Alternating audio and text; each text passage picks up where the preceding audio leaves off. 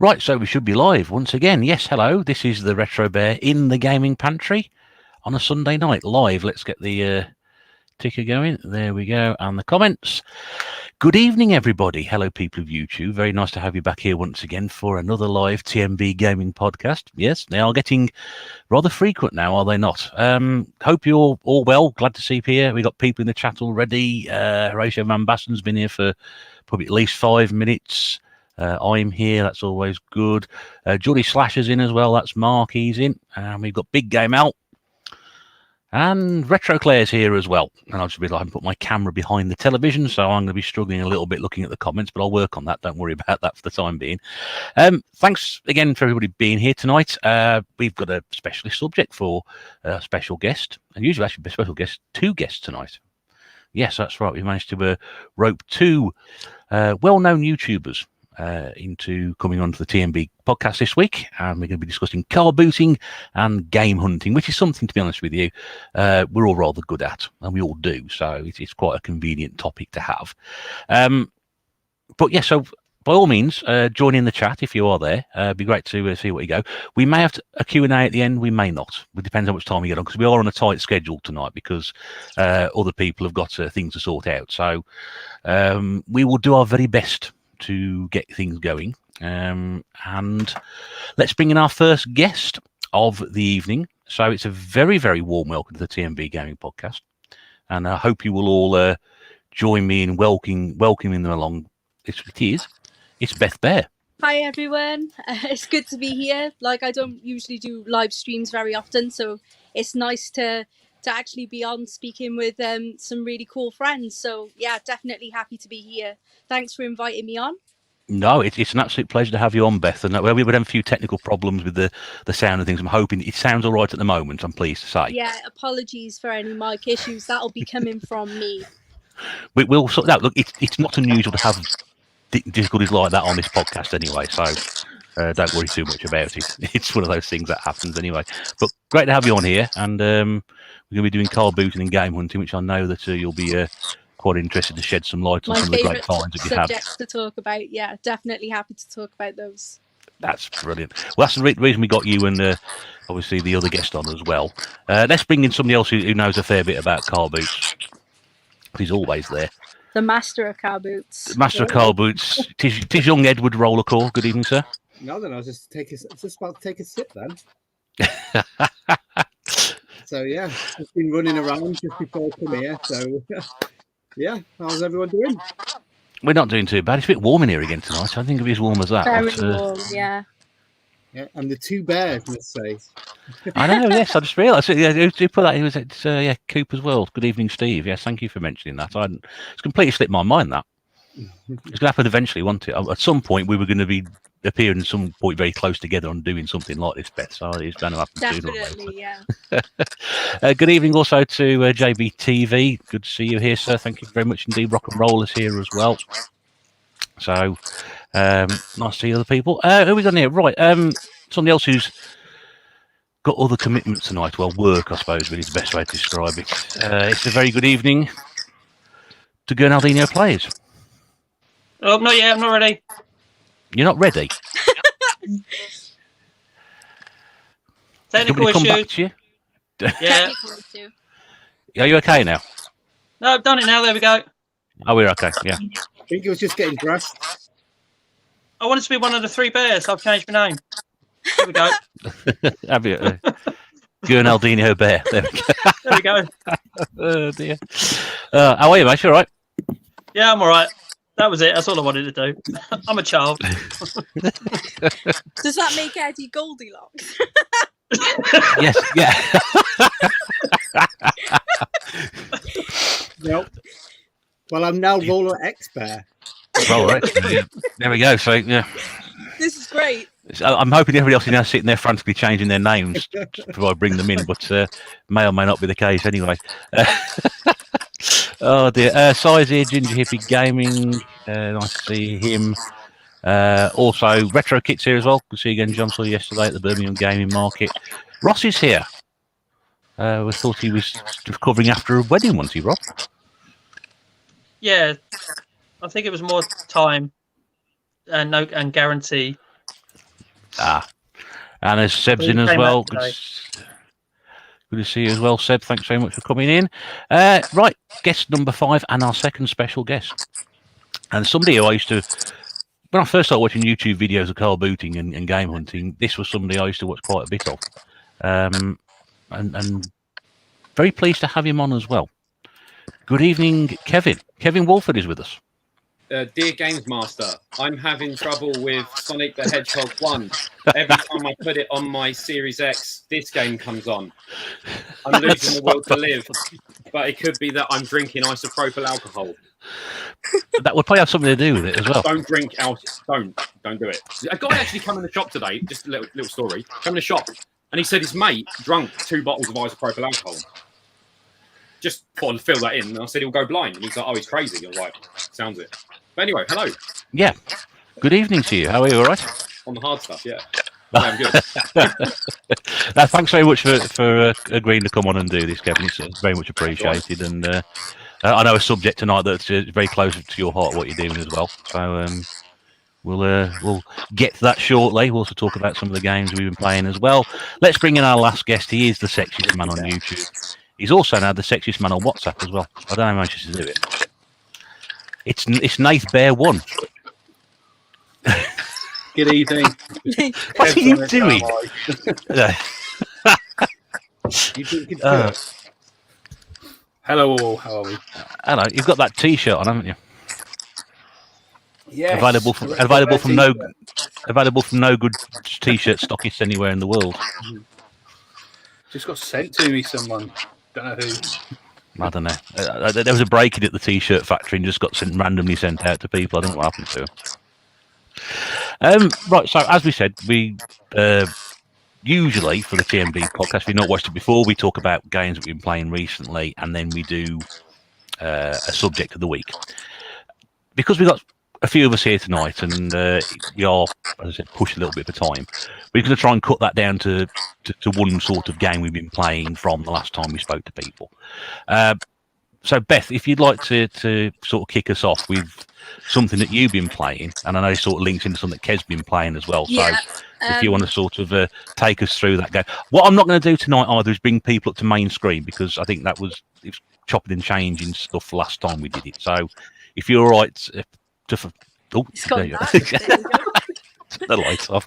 So if everybody's all right with the layout as it is, unless you want to show anything off in particular, I'll bring you in on the big screen. Okay? Yeah, that's no problem. So Okay.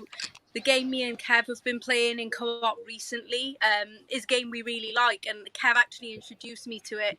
It's a game called Remnant. It's kind of like a Souls-like game. People would probably say it's not as good as the Souls games, but I really, really enjoy it. And to be honest, I'm not really good at games like that, so I didn't think I would enjoy it. But to my surprise, I love it. But yeah, Kev introduced me to it, and we just tend to play it all the time, don't we, Kev? Yeah, it's addictive. Like, I mean, the problem I have with it is that every enemy in the game hates me and seems to leave Beth alone. So whenever we go in the boss room, I'm not even joking. I'll go in the boss room and I'll be like, well, I'm not going to fight. And it'll just walk past her and start smashing my head in with a hammer. I'm on the ground and she's shooting it in the back. But it's really addictive. But without her, I'd just be dead anyway. So it's a good sort of co-op game. I think it's 3-player, right? Is it 3-player? It's not 4, is it? I think it's 3. Yeah, it's 3, yeah. We try and persuade like our other friends to join in as well. Like we can't get anyone sometimes to we join. ask like Graham or Jake, but usually it ends up just being me and Kevin. Sometimes we'll get an odd random come in from online, and then they ruin the whole thing. Yeah, they ruin it. We'll be playing, and then they'll be going around the map taking all the armor and leaving me and Kev with nothing. Then we'll go into the boss fights, and it's kind of game over then, because we haven't got any good weapons or armor or anything. So it's kind of just better to just play it as me and you, I find. Yeah. Mm. Have Mark's you guys heard of it? No, Mark's asking, there's a prequel, I think he was saying. There is, and I have been he's playing playing it. that. I've got it right. Where is it? I have it somewhere. Give me a second. Okay. I have it right down here. Here it is. Okay, let me just bring you up onto called the. Chronos Before the Ashes, and it's a absolutely smashing game. I've only just started it, but yeah, it's a great game, and I think I've just got past the first boss on it, so I'm not too far in. But what I've played so far is great. The only thing about this one is obviously because it's sort of pre-Remnant, everything's kind of just watered down a bit more in this. So instead of having guns like you do in Remnant, you're kind of limited to just using melee weapons, which, you know, I just wish there was guns in it like Remnant, but still, it's still a great game. This one's more like has more RPG elements, so this is more of an RPG than Remnant, and it's got a good storyline so far. I'm just really enjoying it, but I do need to play a lot more. When I get some more free time from work, I will definitely dive into this a bit more because I'm hoping to beat it, but it is fantastic. So this is the game that Mark will be on about. Yeah, it's brilliant so far. Right, there we go. Oh, I've just moved my camera. Sorry, all the rubbish in the background now. There we go. Yeah. So that one, I've not played any of that. I've not even heard of those games. I've got to be honest with you. You're missing out. Definitely, they're so good. It is pretty savage. I mean, it's not. It doesn't hold your hand but it's not so savage that it's impossible. It's not as hard as playing Dark Souls. Like the bosses in that like a lot more difficult. This one, it can be a steep learning curve though. Like especially Remnant, like certain bosses I don't like. I'll find that with certain ones, I'll find it a lot easier. It just depends on what the boss is. There's like loads of different types. You got ones that'll shoot you from a distance.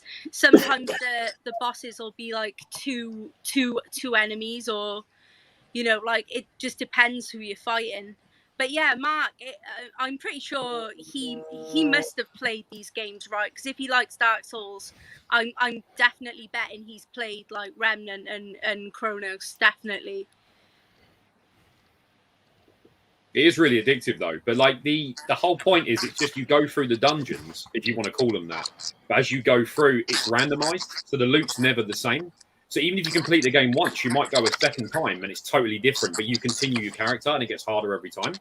So you can play it again and again and again and again, and it's basically never ending. Yeah, me and Kev have basically been playing the survival mode at the moment. You've got like story mode, which is what me and Kev played through together ages ago, where you just play through the game, fight all the bosses, you know, upgrade. But then on survival mode, you get different waves, and after a certain amount of time, the enemies get stronger and stronger. But then also when you're going through it, you get upgrades yourself, so you can find armor and other weapons as you're going through it, and you can upgrade yourself. But it's, as Kev said, it's random. It's pure luck. So you could go in totally naked with a pistol and then find armor and no other guns and die, or you could find loads of guns and no armor. But it's the toss up between you've got the time limit which ticks over, so I think it's every 5 minutes it goes up a rank of difficulty. So you could just stand there, it goes up and up and up, and you die. But you've got to loot as well. So if you're looking around for loot, you can get upgrades, but then you're wasting time, and certain levels are longer, and the enemies are random, so you can never go in the same thing every time, like say in Super Mario and do like world 1, world 2. It could be world 8, then world 1, and it's totally random, and it could be any boss in each world.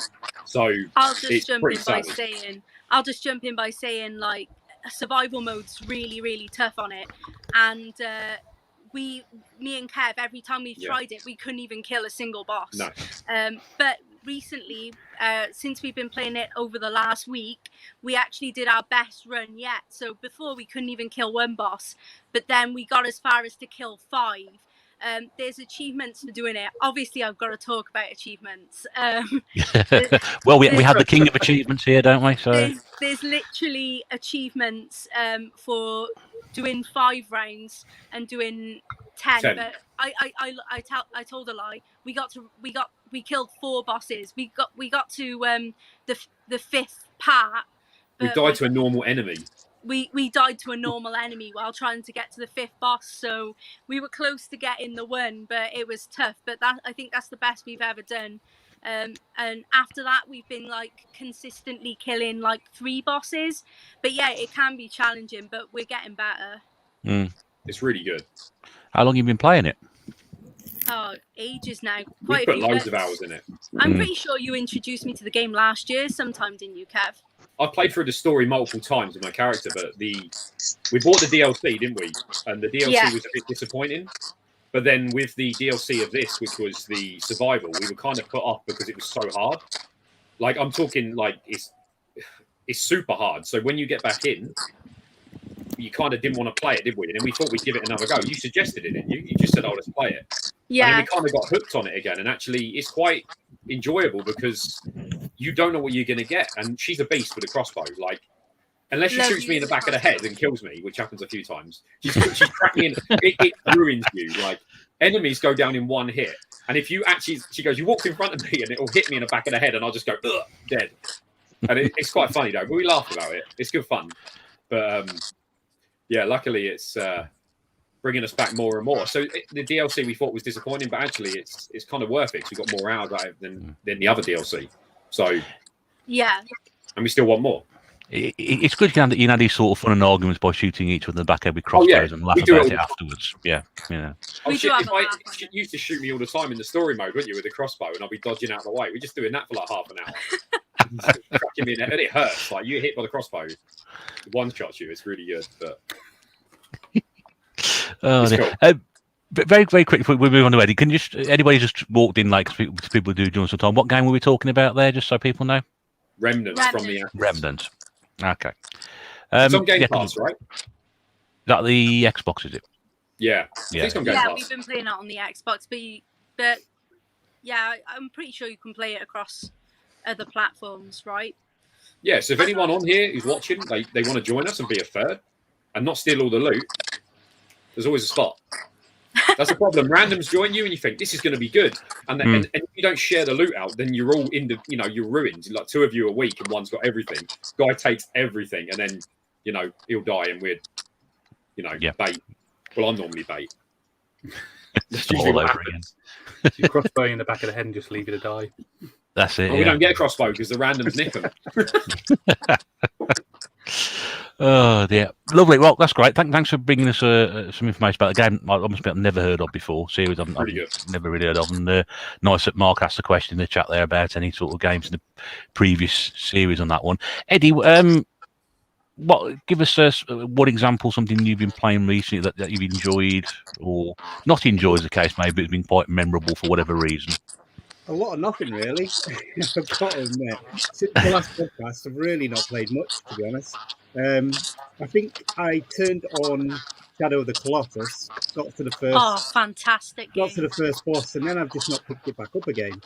So that was a bit of a shame. But yeah, that was kind of inspired by I think what we were talking about last week or the week before. Yeah, was it last week? Horror, wasn't it? Last time we did. 2 weeks ago. Yeah. Eddie, you need to get back on that game. It's so good.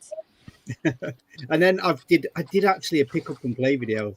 A couple of shooters I've been playing, but yeah, I think realistically I've not really played much. It's again like about 30 minutes here and there of stuff. But the most I've played was today. I was playing Catherine, full bodied. What you were full bodied, or was Catherine full bodied?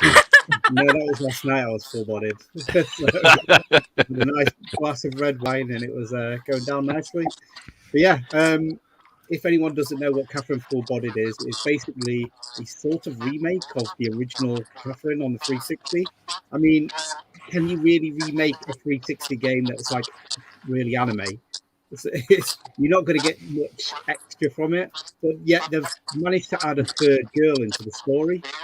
And basically, I think she just kind of adds a sort of like a character just to make it a bit easier for you, I think. I know Beth's completed it, haven't you? Absolutely, yeah. It's great. Do you know what? I think it was worth making it because people are thinking, like, is it really worth sort of redoing the game just to add that extra character? And the answer to it is yes, absolutely. The third character is a good addition to the game. It's fantastic.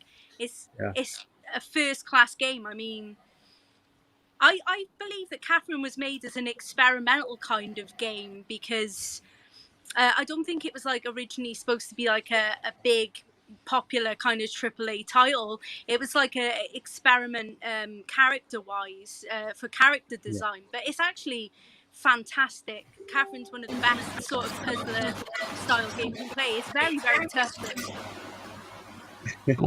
We're going full on like spacey at the moment, aren't we? Something going on at the moment, anyway.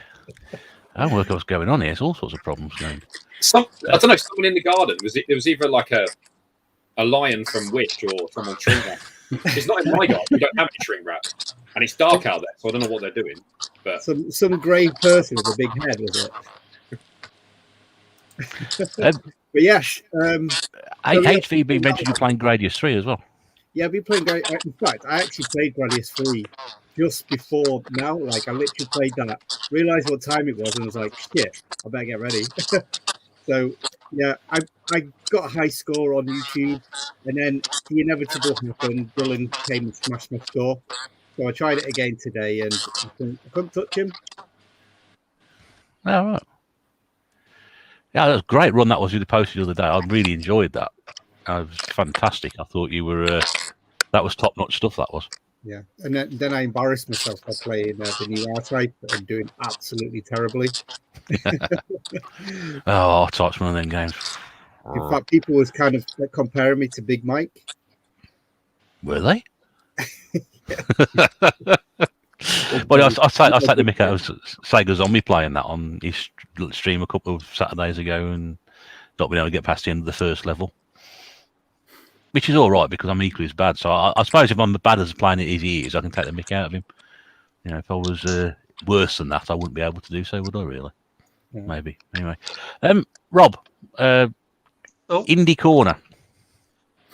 Oh, you put me on the spot here now because I was going to dodge indie games for a day because I was just going to show the one game and tell a little bit of a story. Because these two were around when I was doing something in this game. Well, I think Beth was there for the start of it, but had left by the time I finished. I probably fell asleep, did I? I'm not surprised, but basically I got back into this again because I heard it was being delisted, and this is a spoiler for my next pickup, so that's why I picked it up in case the price goes up. It's been delisted on September the 15th, so it's leaving Game Pass altogether. So £3.50's worth of buys and a voucher for 15 quid later, I picked it up. But anyway, there's achievements in this game. You win a championship and you get enough points, you'll unlock the next one. But there's an achievement for every championship for doing every series within the championship, and there's loads of them. And at the bottom of them, there's a row of 3 special events in each one. So you have to finish everything in one of these to unlock an achievement. So I decided to go for one which is doing an endurance race at the Sebring, which is 81 laps. And each lap is just over. Yeah, each lap is takes just over 2 minutes. And I thought, while I was in an Xbox Live party with these people, which obviously made it a lot more bearable because I had people to talk to and entertain me, I'd go for it. And 2 hours and 57 minutes later, I managed to get the race done, and it was the last event within in that cup to get that achievement. And I remember as I was playing, I was talking to Kev, and I was going, hour in.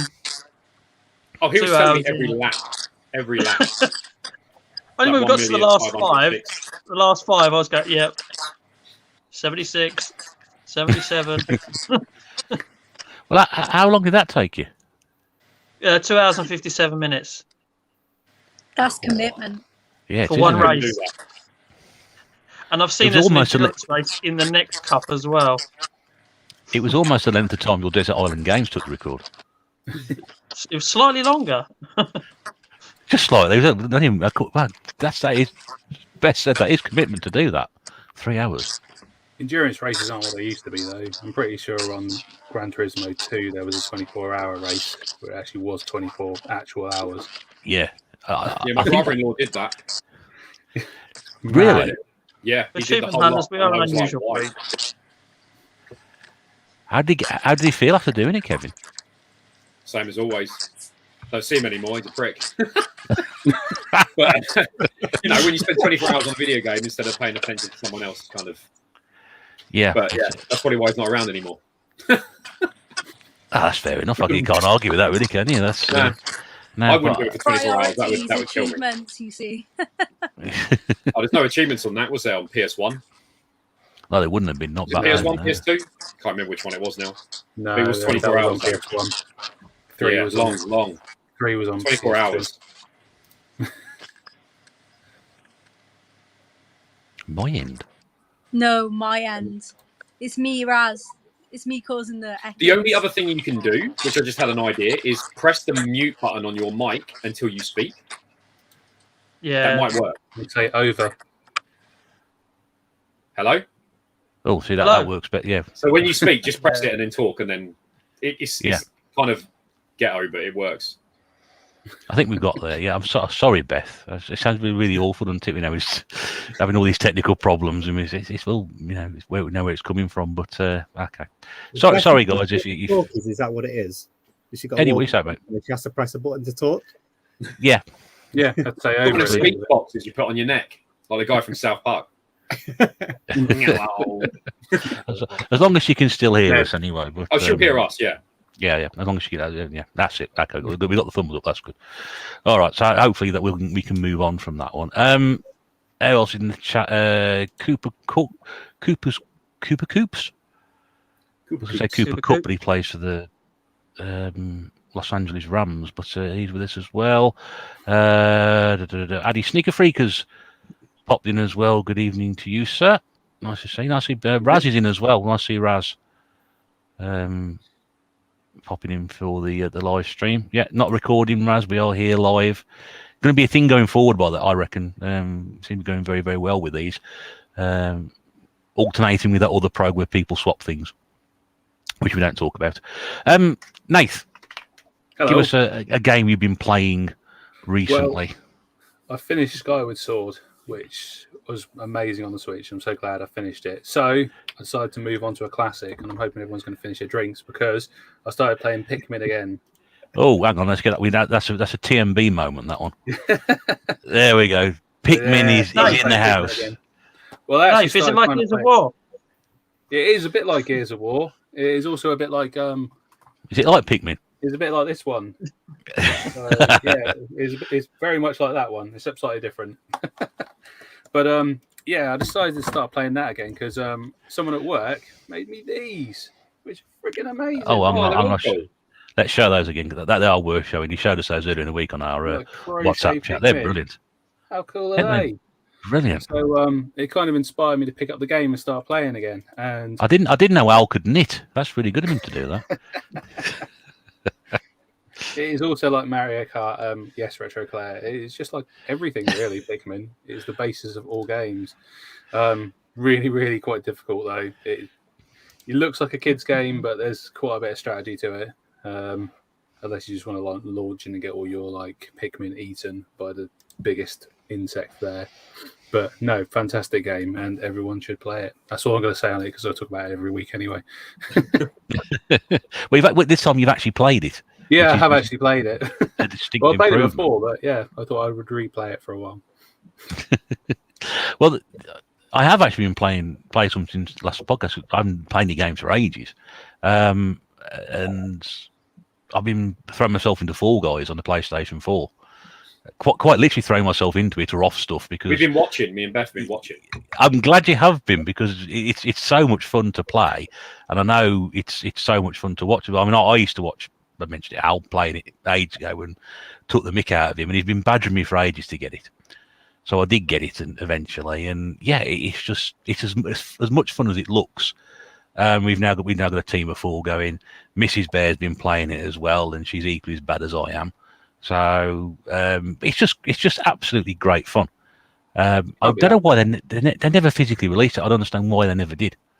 I think they'd have sold bucket loads if they had done. But if you've not played it at all, anybody, it's well worth 16 quid of your money, or how much it was. I think we paid for it. Absolutely worth it. Well, it'd be great. I don't understand why. Again, It is coming to Xbox. Is it? Is it? Apparently, yeah. I thought it was. I heard it was coming to Switch. I haven't heard it's coming to Xbox yet. I thought it was on everything on that last gaming event. I'm not sure. Maybe I'm wrong, but I think it is. And that is it Among Us as well? Is both of them? I think because PlayStation had like the timed exclusive with it, and then they launched it on PS Plus or whatever it's called, the PS Plus, and then they gave it away like day one. So that's why everyone got it. I think that's probably why they didn't make it physical, just because everyone had it at the time. They probably wouldn't have sold many. I thought it can't be as fun to play as it looks, but when you actually do it, you realise that when you're laughing at people playing it because they keep falling over, you think, oh, terrible gamers. It's actually nothing to do with that. It is quite tricky. Some of the stuff is incredibly, ridiculously stupid to try and get past and a bit difficult. But with practice, it really does work. You do improve a little bit as I go along, and I'm much better than I was when I first started doing it about 10 days ago. So there's 2 levels I can't do. You know the one with the boxes, you push them and you got to climb up them and jump over. Do you know I played that for the box and move it, and then I'd fall off. I played that for the first time last night. Never seen it before. Impossible. And yeah, impossible, absolutely impossible. And then the other one is the conveyor belt with fruit just coming down it. Like I cannot do that. Where it's moving constantly, you can move so slowly, but then the fruit hits you in the face and you're gone.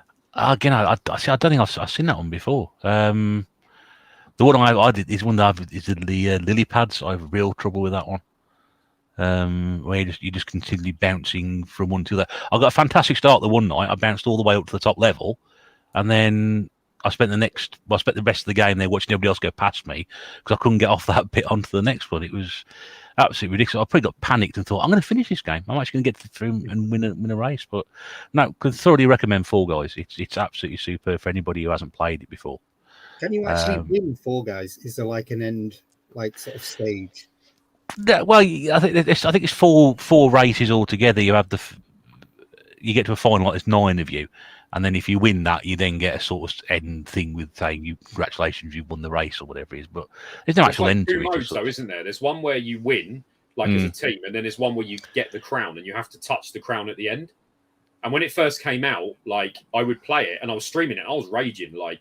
Because every time I do in most games, you feel like you can jump and dive, then grab, but you can't in that. So I'd jump and dive and grab the crown, but you can't. You have to jump and just grab. So I'd get to the end, go to get to it quicker, and end up losing over and over because I couldn't do it. But yeah, that's the main way it used to be. One player, you'd go through and touch the crown and win it. So yeah, it's like an end screen, and then it says well done, and then you use the crowns to buy outfits, I think. That's right. Yeah, I've been wondering. I've been collecting all this stuff. You see, all these points and money and what have you, and I'm beginning to wonder what I'm buying it for. But yeah, I've yet to explore that, but I'm not really into it. I just enjoy playing the game, and if I ever get the opportunity to sort of have a look at that properly and work out where everything is, I will do that. Sorry, it was Beth dropped out. I can see she's back again. Yes, yeah, probably our battery died. Oh no. It's actually my internet connection on my phone. See, it's not just me; it happens too. Yeah, it just cracked out and kicked me out. So I'm not sure what happened. It all depends where you're from, you see, isn't it? You know, it's moving Damn people. Wales. Yeah, thanks for swapping us around. I didn't want to be in the middle of those two. That's right. There we go. I don't cause an argument or anything like that. So, bit of moving stuff about. Right, where are we? Yeah, Patrick McFadden's with us as well. New Mario Kart will implement fuel stops. Fuel stops. Wow, that's interesting. Has that been announced? Has a new Mario Kart been announced? I don't know. I'm just checking the date. It's not April the 1st, so I think it's. I've never heard of new Mario Kart. No. What do they even power them on? Well, the carts, because mushrooms. Yeah, that's what I think. Mushrooms. You fill up with mushrooms. Judging by the shortcuts on your last one, Nathan, last night, should be disqualified from that competition, mate. No, it's not disqualified. It should be disqualified. No, not disqualified. You should be. Can't be disqualified. I'm waiting for the official stewards' inquiry to be announced. You're not sure what I'm talking about. No. Not sure what I'm talking about. Nath was on a Cooper's World YouTuber in a Mario Kart. I did very well. He did very well, but he was deliberately taking shortcuts. Absolutely. Yeah, it's not right. That, right. Yeah, so if they're in the game, you play Mario Kart. If you were a Formula 1 race and you did that, you'd be disqualified. It's not Formula 1 though, is it? Not Formula 1, no. Well, I don't care. No rules in Mario There's Kart. cows and mushrooms and plants. Blue shell, then you didn't see them with the McLarens, do you? But given Arthur a chance, you never know. You never know. In the future, they may something like that. I don't know. Are you vexing me, Bear? I'm just Disappointed. Right, technical problems. Okay, so a little short of what we've been playing this week because we've got people are going to be elsewhere afterwards. So let's launch this topic of the week, which we topic of the week or topic of the podcast we do every time we come on. And because our special guest tonight are both very, very prominent in this particular area of game collecting, game hunting, car booting, etc., we thought it'd be great to have them on. Also, the fact as well, given that Eddie is very, very prominent with his car boots. I know Nath has been car booting the last few weekends. Rob has a series where he calls into a car boot very late, and I used to go to car boots. I did that today. I found Sweet FA. There you go. That's why there was no episode today, because I literally was just all crap. Did you just go to the field and there was no one left because you got so late to the late booter that there was nobody there? They'd all gone home. Yeah, it actually closed. That's It's why. me just walking up to an empty car park. You still walk round it though. Oh yeah, you got it, haven't you? Yeah. You have to. See if there's a Sega Mega Drive 2 manual just lying on the floor randomly for no apparent reason. They left it behind when they bought the Mega Drive.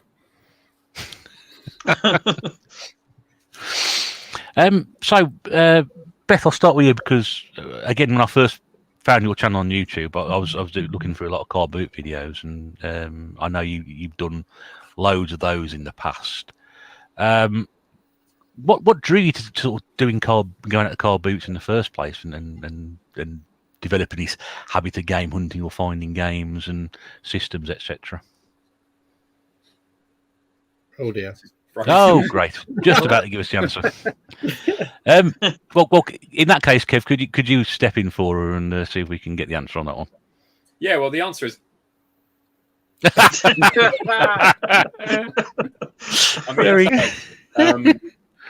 Mate, like it used to be. Obviously, you go buy video games and you pay full price, and you go to the car boot and you find bargains. That's literally it. Charity shop stuff like that, of course.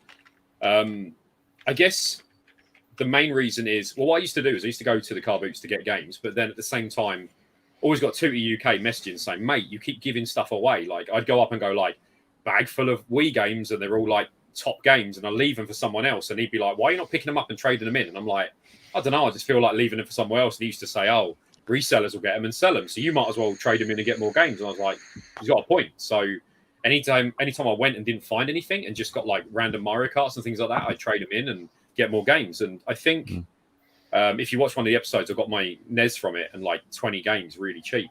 And ever since then, it really kicked off like the I don't know, kind of the collecting buzz for like retro. Like I'm at that point now where, because when I first went to car boots, I'd buy anything just to buy anything, and now I'll only buy what I want. And if I'm buying stuff that I don't want, it's to trade in to get what I want. So because obviously you can go to car boot and spend £100 and come back with 200 PS2 games, but I mean, am I going to play them? Probably not. But if I can get 200 PS2 games and trade them in and get like something really cool, it's not so bad. So it's kind of you never know what you're going to see, and then when you don't go, you kind of, I guess, you worry what you're going to miss. And I don't know, it's quite it's addictive, and same as charity shops. So it's just the buzz of finding something good, especially when you see Americans and they go to flea markets and they see retro 24 hours a day. They're on the local, they're everywhere. And in the UK, we don't really have that. Like if we didn't have CEX, we'd only have eBay. Like we wouldn't see it. So going to the car boot, there is a chance. And when you do find something retro, it kind of makes your day. Even if it was like Sonic 3 on a Mega Drive, I'd be like, wow, this is great, versus never seeing any of it at all. And it's cool. I love it. I love car boots. I think they're incredible.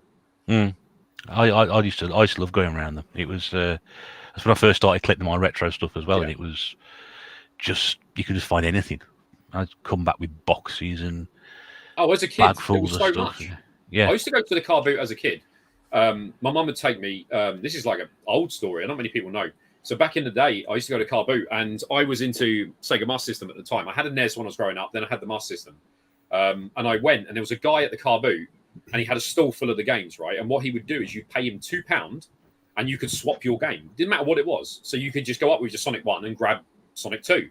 And then you go home with it, complete it, and then come back the next week and do the same. And he'd make money from people just keep trading with him. And you don't really get that nowadays because people would just abuse it. But at the time, the games weren't worth much. So when they were at that low point, people were just like, yeah, it's £2, swap it for this. And you'd have like tier lists. So if the game was more expensive, you'd pay like £3 or £4. But it was never more than that. Yeah, it was things like that going to the car boot. But back then, you'd see Game & Watches for 50p and I'd be like, nah, I'm all right. And now you go and you're like, oh, I wish there was a Game & Watch. And cry. Yeah. Best message. I don't think he's going to get back onto the stream tonight. So, which is a real shame. Beth, don't worry. We'll try and get you back on again another time if we can. Thanks for trying and sticking with it. So, that's unfortunate tonight, but we'll try and do it again sometime, certainly. Eddie, you're prominent with the car boots. I mean, you sort of take commission at the moment for your mate who's selling his stuff for him elsewhere. I mean, you find some amazing stuff. You really do. Yeah. So, I mean, like Kev, back in the day, I grew up at the car boots. My parents used to go there pretty much every weekend. And there was one that was sort of like near Lincoln. It was an old school hangar called Hemswell Market, if anyone's ever heard of it. And like Kev, he used to go to a store where he used to give like money and swap games. And like when they kind of like lost sort of like, I don't know, they started disappearing. You then started having to go to game and stuff like that. And you'd have to trade in like 3 games for 1 game. And it was like, whoa, I'm used to like paying like hardly anything, basically like a rental price to completely swap games to something that I really want. And yeah, that kind of killed like gaming for me, to be honest. It's all about the money. And then it was, oh, well, I might as well just get a CDR, get my PlayStation chipped and just do CDRs after that, because it was a bit greedy what they used to do back in the day. And this is another thing that like people complain about CEX for, like how expensive it is for the trade-ins. But you know what? Back in the day, it used to be like trade 3 games in and pay 20 quid. It was madness. Yeah. But anyway, I've got off on a bit of a tangent there. It wouldn't be the same. We want a tangent. People do CEX wrong, though. The whole thing is that if you're going into CEX and you're paying cash for these items, like straight up cash, you're doing it wrong. You go to the car boot, you pick up your 10 copies of whatever, you take it in and you get yourself a Panzer Dragoon Saga. That's how you do it. I got a multi-mega with like 25, 30 quid's worth of like Wiimotes. Like you can't top that. Like that's how it is. The thing is, what they want us to do that. That's it. Like us car booters, we are we're the people that keep CEX going, really, because we're bringing in like 10 games and picking up one that only a select few would actually pay with cash. However, what we're taking in, like the 360 and the modern era games, like people are actually paying cash for them because they want to get them for the kids or whatever, or themselves. Not me. Well, I'm sure you paid cash at CX in the past. Well, I pay cash, but my rule is that if a game is double figures or higher, I won't be buying it with just going in with flat out cash. Yeah. You know, it will always have a voucher put towards it. I can honestly say I've never bought a game at CX, for probably about £15 or higher with anything, with no voucher at all. Sometimes it's always had a voucher added to it. When you're actually at CX, I don't feel as bad spending real money. But like online, people will pay things online. How do you know what you're going to get? You can't see what you're paying for. You might as well go on eBay and pay the same amount or maybe a touch more. And mate, I was saying on my videos, didn't I? I bought it off eBay because I could see the manual. Exactly. I've done a couple of CX roulettes just because literally there's games you don't see anywhere. And, I'm a lot more lax. Last month or so, I've become a lot more lax on manuals. Do you know what? For me, it's get the set.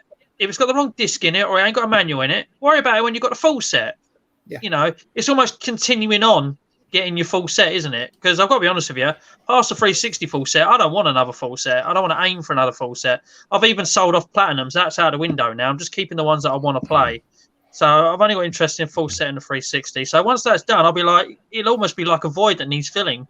And if I can just go back and start filling in the games that have got manuals missing and plastic discs in regular boxes and shit like that, then fantastic. And there's the first swear of the night by me. It will be interesting what you're going to do when you actually do complete that set, because like everyone says, I'm never going to do another set. I'm never going to start collecting anything else. And then straight away, the next one starts. Sadly, people have done that though, haven't they? They've Yeah. got rid of collections and then gone back and restarted again. And Yeah, it's the thrill of the chase that's gone out because you've got so far along, you've collected everything you need to collect, and you think, well, I don't need to sell it all on, and you find something's missing, you start again. I'd say I become a collector around about 3 years ago ish, because I never got rid of a game if I hadn't got the full 1000G out of it. But if I had got the full 1000G out of it, I'd trade it in. So I mean, there's still a few games that I've had in the past and got the 1000G of that aren't back in the collection yet. But then again, they're not going to take priority because again, I collect because I play. You know that's the whole idea behind it. So if I've got the 1000G out of it, it's going to be one of the very last ones I get, or it turns up for 50p or £1 at a boot sale when it's supposed to be a tenner. You know. Yeah. But like, it's all about playing these games. But talking about car boots, since that's what we're here for. Sorry, tangent. I know, yeah. Well, it's car boots, game hunting, collecting. It all comes under the same umbrella. The thing is, CEX and car booting comes hand in hand because honestly, back in the day, I used to car boot looking for a game, like Kev said, and then come away really disappointed because I couldn't find anything that I was looking for at the time. So it was like when you're watching these American channels where they're all picking NES and like they're coming home with sackfuls of it all, and it's like, I can't find any of this. It's like once in a while I'd get like a Master System or a Mega Drive game. I've only ever got a few NES games at the car boot, more Game Boy games, I think, than NES. Yeah. But yeah, like then it was like pretty much Tootie. Tootie kind of like it gave us an education, didn't he? On how to car boot properly. Definitely. And it was basically go to the car boot, pick everything that you know that's got some value to it, take it to CX, and actually come home with stuff that you want. And it was like when that happened, when I started doing that, and I actually came in with a sackload of like stuff that I don't want, it was like a revelation. It was like, whoa, why have I not done this a lot sooner? I got these. Look, I got 2 Advances, 2 Game Boys. There we go. So CEX trade. These were discounted, but these are going to be reshelled and obviously modded. But £6 in trade. Not too bad. That's not bad at all. That. Nice. Exactly. I mean, what you said earlier about like Panzer Dragoon Saga and stuff, I actually did that. One of my locals, it was a new local. It only just opened, and when a CX just opens, they get like gifted some like heavy hitting stuff that's like really good, just to like draw people into them. And I was like, I came in, saw Panzer Dragoon Saga in the window, and I was like, is mine.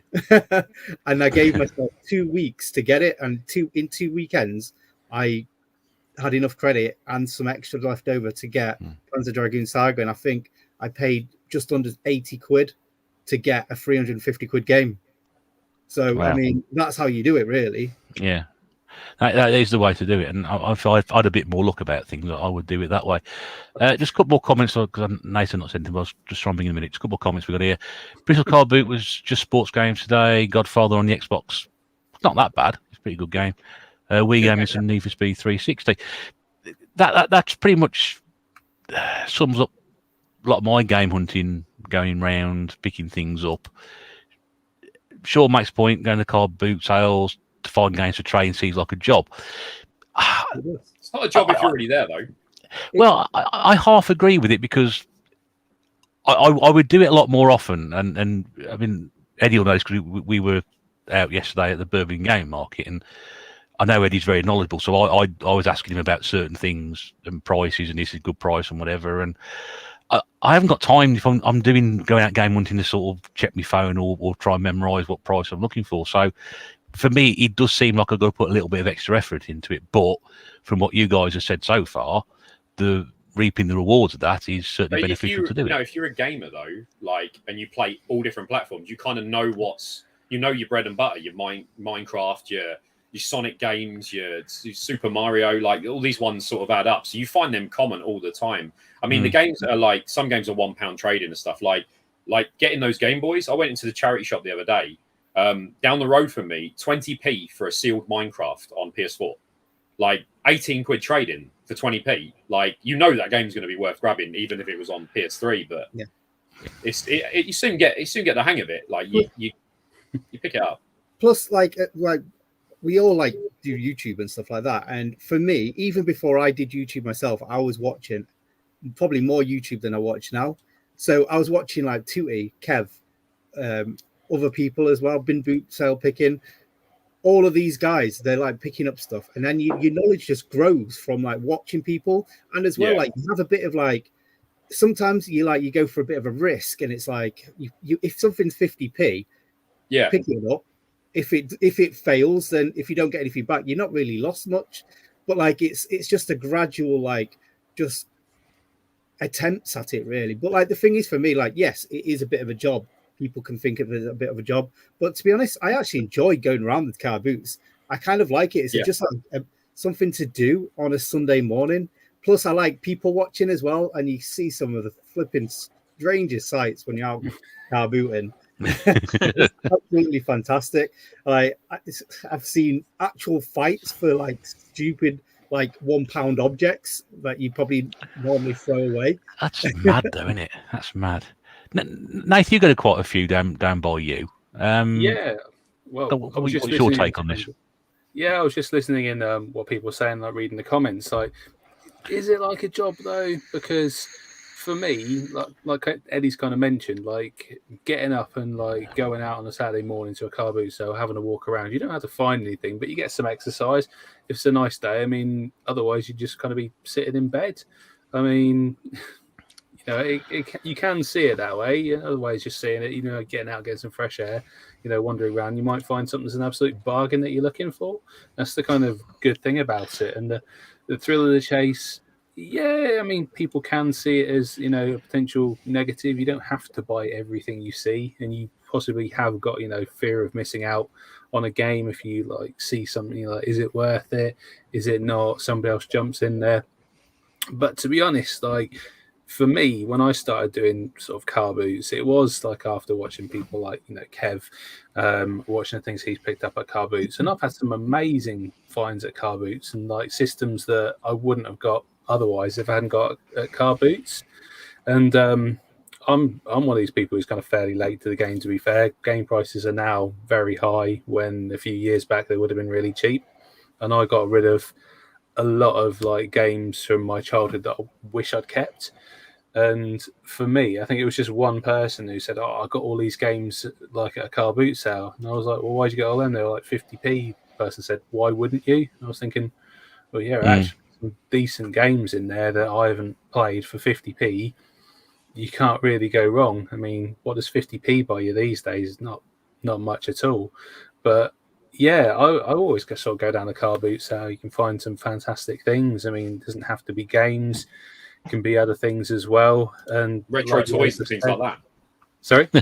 Retro toys and things like that. Yeah, exactly. I've got some fantastic ones. I mean, like... Oh, yeah, I think I put this on a video, but... That's what 50p buys you? Yeah. 10 of those for 50p. I got this like a couple of weeks ago, Ultra Magnus, for about £3, I think. It is missing a hand, but look at that. That's quality. quality. That I had as a kid, and just never had it back since. And like to get something like that for like £3, you can't knock it. Or Bucky O'Hare. Can't go wrong with Bucky O'Hare. Yeah, I noticed them behind you. Yeah. You show that one off, Kev. There we go. I should have you showing my stuff off, Kev. You're doing much better. Yeah, I really enjoy it. And like as I said, the thing is that you can leave stuff behind, but somebody else would just grab it and trade it in as well. I mean, the amount of resellers I see at car boot sales, I mean, like there's one guy who just scuttles around, and you know when he's kind of found something because he's scuttly like a frigging crab. Like I don't know any other way to describe it. Or what was he calls them lizards. Yeah, lizards into it. That's the common one they use. What do we say? The Assassin's Creed Shuffle. I think me and Eddie said like a while back. When they see something, they just kind of like scuttle in there, and you're like, oh god, they've got something. But the thing is, if they buy it, they're just going to sell it on their stall, so it's just going to move around. The price is going to go up, so you might as well just get something for yourself. But I do agree that don't just buy crap just for the sake of it. If you don't find anything at a car boot sale, don't just be like, I bought it for the sake of buying something, because that's just a way to have too much stuff and not enough space. At least have a game plan or a goal. That's it. Yeah, I some really interesting. I mean, so many people have come in since we've been talking about this started. Basabi, good morning to you, James. I know it's early doors over there. Dan Lads Gaming, Suboberus is here. Great to see him. Get to Know's here as well. 8-Bit Rach has come in. Just fantastic to see so many people coming out tonight and supporting the podcast. It's really good that that people have just popped in, whether you're here for 5 minutes or the duration. Just great to hear from so many people. So many people I recognise on the tubes, and whether it's the comments or videos they do. Just so nice. Stuart here, Generation Pixel as well. 1995 NES action pack for a £5. Good grief. Days of long gone, haven't they? You're never going to find anything like that.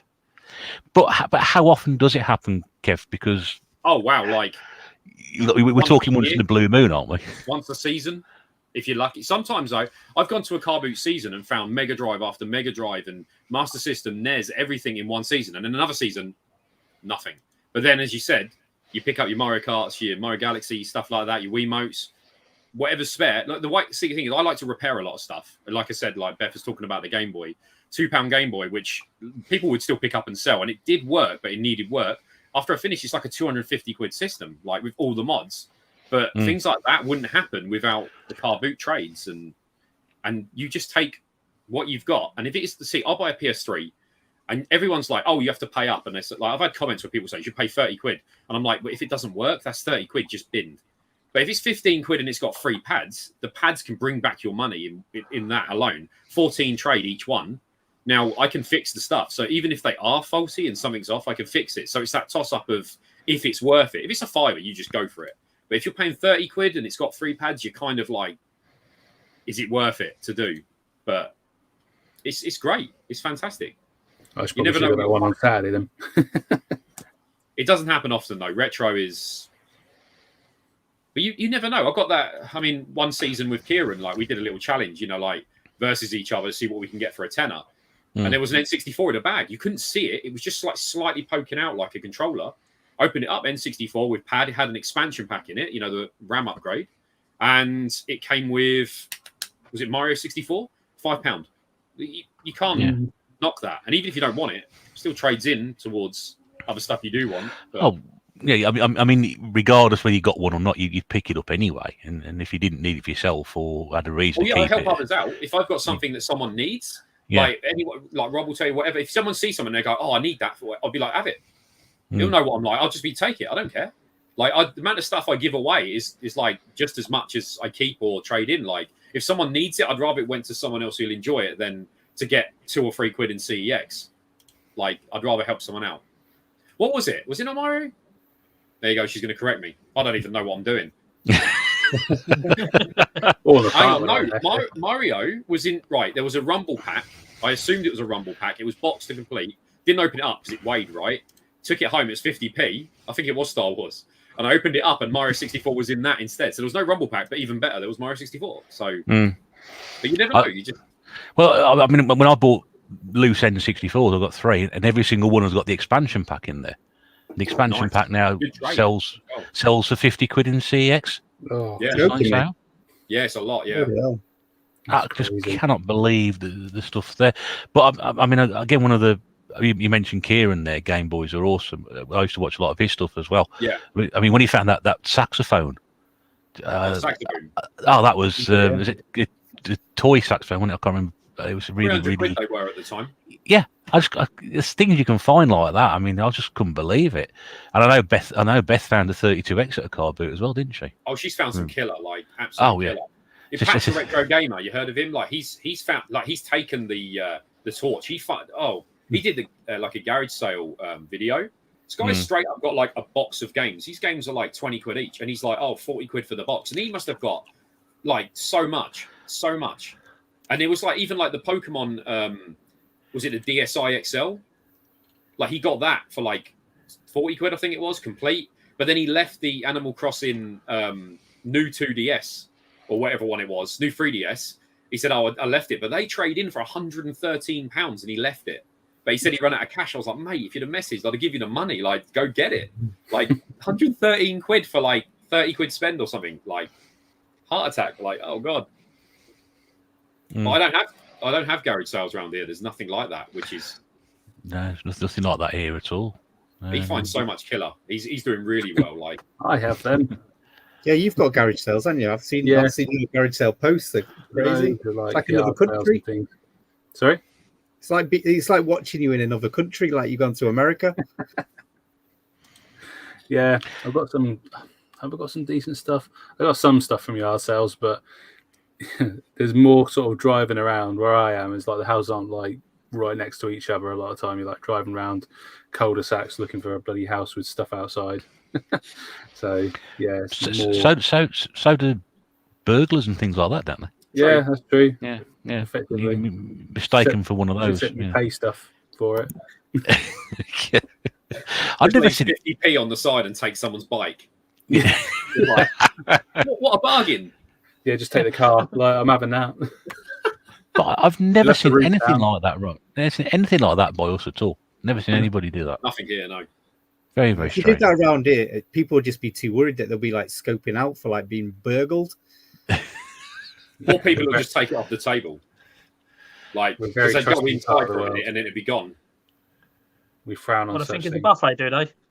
Yeah, pretty much. They bring a plate and then start loading it up with like multi-megas. There you go. I keep looking at CD players, hoping it's going to be like a multi-mega. Yeah. Like, just, is it a portable CD multi-mega? No, never is. One day, someone will. Mate, do it with the trades. Do it with the trades. Go for it. Multi-mega is incredible. I could go on about upgrades, but I'll be here all night and you guys will all be asleep. Well, that's it. That's what it's all about, isn't it, really? Because that's it. Like you were saying about like leaving stuff behind. I remember once leaving something like this guy came out with like a big box of like retro stuff. This was only like last year or maybe the year before. They had 2 boxed N64s and someone took them. And in that box that was left behind that no one else took was, what's it called? A super wild card. Oh, yeah. SNES. He had one of them. And I was like, and I wanted 25 quid for it. And I was like, I only take 50 quid usually at the car boot. And I was like, at the time, I was so enamored. I was doing so well with like trading up stuff because like trade credit, like about a year or two ago, was like everything was valuable that you went to the car boot and got. So I was just too like, should I get it? I know I'll probably get it and just keep it in my collection, but never use it. So I thought, do you know what I'm going to do is I'm going to go around a few times and try and get as much stuff I can get to take to CEX to trade in. And then when I came back, the inevitable happened. It was gone. So, yeah, sometimes it's like you kind of like got to gauge your money levels, what you could possibly see, what you really want from the car boot. And it's that fine line sometimes. Not all of us have got 200 quid to take to the car boot. I go with 50. I always go with 50 as well. Yeah. I always just take that much as well. How I used to do it, I used to plan 50 quid every week. So basically 200 quid a month.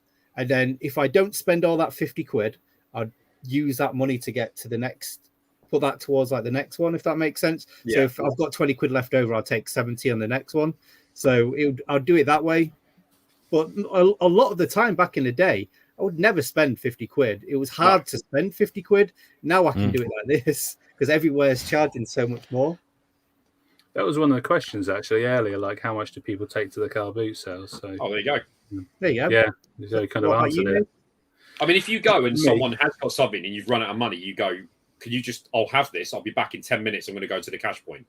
And they'll be all right, I think. Like, but sometimes you have to, if it's worth it, right? You can't leave it. Yeah, that don't work too well out in the sticks. Yeah, some people, See you in a couple of days. Yeah, let's keep driving. I'm back, and it's next week, and you're like, oh, my God.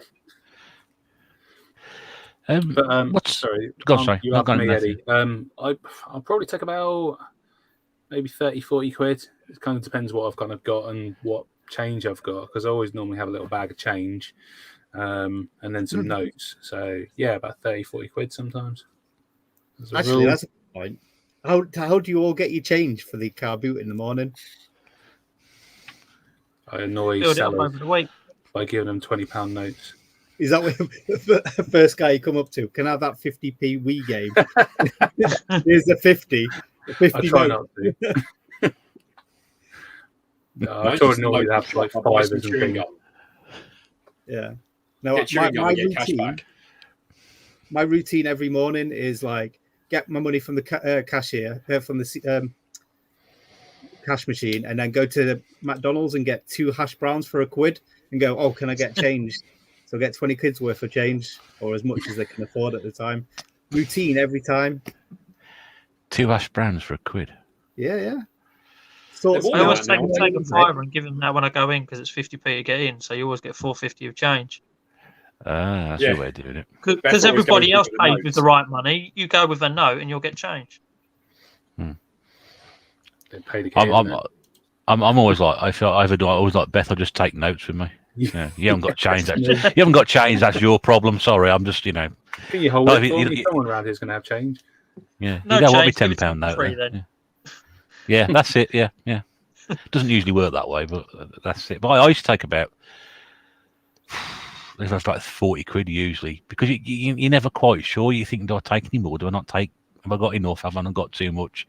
Don't spend too much to start with, and yeah, it's I not the like game Find model. out one amazing thing and then have no money left. So I like to take change because if you knock someone down and then give them a note, they're like, "Are you serious, mate?" Yeah, Sort of exactly. I find that really rude.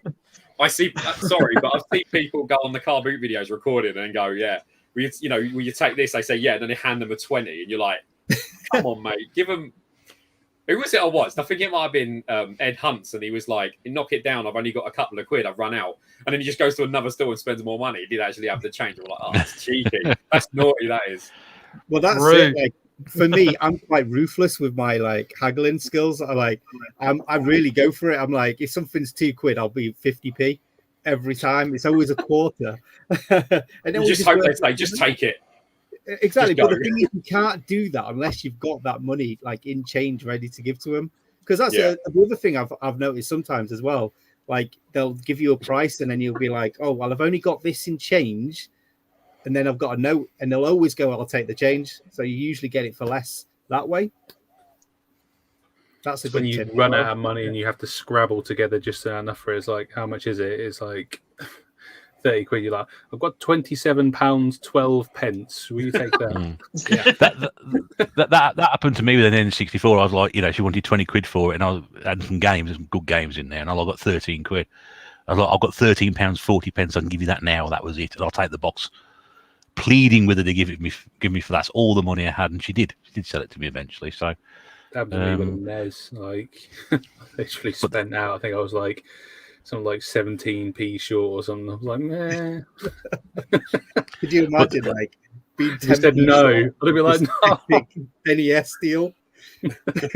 you see Kev at the car boot, and he's gone to sell his full set of NES games, and he wants like 20 quid for him, but you've only got 17, and he says no, it's 20 or nothing. You get that person who comes up and they're just like, "I'll get it," and they'll buy it. I've seen that before. People hang on and they just go up and say, "I'll pay it," and they take it out of their hands, and they're like, "Fair enough." Yeah. Or I've that done it myself. person is always behind you, and you offer them 20, and they go, "I'll give you 25," and it's Yeah, like, that's oh horrible. my God, that really pisses me off. That's just rude. There's no kind of etiquette at Oh, all. That's the problem about car boots now. Everyone is rude. Everyone there because Oh, it's yeah. all about money now. That's what you mentioned. The people fighting about stuff over £1. That's how problems like that start. That's what puts me off going to places like that, because you ain't got to upset the wrong person, or the wrong person to upset you, and goodness knows what might It depends happen. on the stall, really, because if it's a normal, honest person, if someone says something rude like that, like if I'm selling, I'd be like, "No, this guy's here first, tough." Like that's how I'd be. But like I've been up before. This in one of my videos. There was a load of DS games. Now there was some good ones, but then there was obviously your solitaire and whatever you're not really that interested in. But then as you're going for them, the guy's reaching in, grabbing Mario out of your hand, and you're like, "What are you doing?" He's like, "Oh, you're buying them all," and I'm like, "Well, how much do you want for them all?" And I said 20 quid. Now I didn't want them all, but I paid up just so he could rub it in his face, so that he couldn't have them, because it's rude. Like he was horrible. That guy, so rude. He's not there anymore. I've done that Maybe before. Maybe he had like a pile of games that fell on him. He's buried somewhere. I've done that before, Kevin. I was buying a Pokemon on the Switch and like a Wii, and he had Red Dead Redemption 2 on a 360, and I was speaking to the guy about it, and I was buying the Wii and that. It was like 25 quid, and he had the other thing, and some reseller guy came up just next to me and was like, oh, just kind of grabbed that from pretty much right next to me. He was like, oh, how much is this? And he's like, oh, I'm speaking to me about it. Yeah. And I was like, well, I was going to ask you how much you want for like everything. And he's like, well, I was looking for a tenner. He's like, I'll give you a tenner. I'm like, well, you better buy it and fuck off then. And then the next week there was a load of PS4 games, and I don't even have a PS4, but he was kind of waddling around behind me. I was like, no, I'm going to buy all of those, so you can't have them and sell them. Yeah. Really downcast as well after that. But well, that's the really thing annoys me nowadays. when people do that. Just like That's what you get now, though, isn't it? It's like the people that come in early doors, opening up people's boots, and they don't even look at the games and go, "What have you got? Any games?" Or buy them all. They don't even care what they are. Like they could be all FIFA games, and they'll just because they don't know what they're buying, they just buy it all, put it on eBay, and then hope for the best. You can't. Best thing that I find when we mentioned, I think again, Eddie, you got to rummage around these things, have a good look through, root through stuff, and find things. And again, I don't think you can do that now. It's just a lot of the time you're rooting through stuff which is just rubbish, or people have already rooted through 100 times already. Yeah. I found a Master System converter in a box that I'd already been through, and I was going around again. I found one in there tucked away at the bottom. You just can't pick stuff like that out nowadays, or you have to you have to sort of dig deep and really plough through it. But the chances are, people have already been through it a number of times already and had all the stuff out of there. And if you do find something, it's going to be what they've left behind, which is not always the best thing to have. Really, you can be lucky. Yeah. I like that comment by Rachel, will you? That's hilarious. I was just going to. Yeah, I just seen it. Yeah, I thought when I saw two women fighting, so I thought I'd better show that one. Yeah. Well, I thought it was funny, and then I read the last bit, which said it was an ice cream scoop. This is brilliant. Can you imagine? But that's it. Yeah, that's what I Lego's a love massive about one. car boots. Just seeing stuff like this. This is what I mean. It's like it's not. If you come away with nothing, it's never a wasted journey. It's entertainment. You've seen something to make you smile. Humanity is terrible. And they get the worst of it at the car boots, and I just love it. I absolutely love it. It's better than bloody come dine with me and all that shit. Go to the. There should be an episode called "Come to the Car Boot." Did you not see the one on mine where the woman was saying that her mum was a lady of the night, and I was like, did I hear that? And I said to Beth, I was like, did you hear that? And she's like, no. I said, wait till you see the video. And then she's like, no, I turned out all right. And I'm like, and then the guy next to me, it wasn't in the rest of it, he was like, she's been saying that at every stall. She's nuts. I was just like, fair enough. You don't see that every day. So the other week, I got congratulated by a random for buying something at a car boot. They're like, oh, you did really well with that. Well done, well done. I was like, thank you very much. Do I know you? Did they clap? I think this is a good one. No, like that. No, they're just like, oh, it just came out really well. I didn't get a standing ovation. No, that would have been something. Well, there must be, right? There's a few things that you always hear at car boot sales. Have you got any video games, which is the new one, but the old one that used to be all the time? Have you got any tools? Have you got any tools? Have you got any shoes? Lego. Well, yeah, and Lego as well. That was like perfume. It's added in now. The beginning of the When I go to, there's always someone asking for fishing gear. Goes to every store. Have you got any fishing gear? But you can't really hide a fishing rod, can you? Not really. Extendable. Have you got any fishing gear? It'd be like 12 rods behind you. Yes. What do you mean then? Yeah. Yeah. I hear people. You said so many times ago that it's like in charity shops as well. People do that. They walk in the charity shops and they say, "Have you got any games beyond what you do it?" I know quite a few people do that. And the thing is, everybody's been there before, haven't they? They've already done that. Essentially, if you ask nicely, I mean, there's ways of doing it. I mean, a car boot sales before somebody's unpacked, when they're unpacking, just to dive in their boot and go, "Oh, you got any games?" It's just a bit, I don't know. People are like stressed trying to set up stalls, and people doing that, it's a bit rude. But if it's a shop and you just kind of ask and they'll say yes or no, really, that's it. I was in a charity shop once and they got a big box of on the floor of PlayStation 2 games. Yeah. And they hadn't put them out yet. And I was like, oh, They look quite good. And I'm not joking. The woman sort of came up, looked at me, looking at them, and started pushing them back in to the back of the room with a foot. As well. And I thought, Well, okay, you've not right, so obviously sorted those yet. yeah, but okay, I'll sort them for you if you want me to do that. But no, it was like, okay, well, you're gonna push them out the back then. Obviously, you don't want to sell them, so I'll go and take my business elsewhere. Thank you very much. I don't understand it. You know, if you've got things like that and people are showing an interest, but I know it's quite a charity shop. You said that was a charity shop. Charity shop. The reason being, because I work at a charity shop now. All right. The reason being is we get donations, right, and we can't take them upstairs because if you're on your own, you can't. So if they're there, people do go through things, but you've got to think, like, if there's a box of Lego, someone reaches in and there's like a needle in it, like it's your shop. So you've got to kind of leave it until it's safe for someone to buy it. That's the problem. So when I always ask people, is there anything out the back? They will go and have a look for me, but sometimes they can't. And sometimes they say, I've got to look for it first. It's just a case of just in case, like I've gone through Xbox games and found weed in it, you know, stuff like that. So if you're like, yeah, you buy that PlayStation game and then they take it home and then there's a bag of weed in it, they could like sue you. So it's kind of the grey area of you've got to kind of hope that they let you look versus. We used to call that a bonus back in the day if we found any weed in the games. Like we find receipts and things left inside. Go, oh yeah, and we found a bag of weed in this one this week. You know. Well, games started throwing manuals away because they found drugs in the game, didn't they? That's right. That came or from a customer that, found drugs in the game after they'd bought it.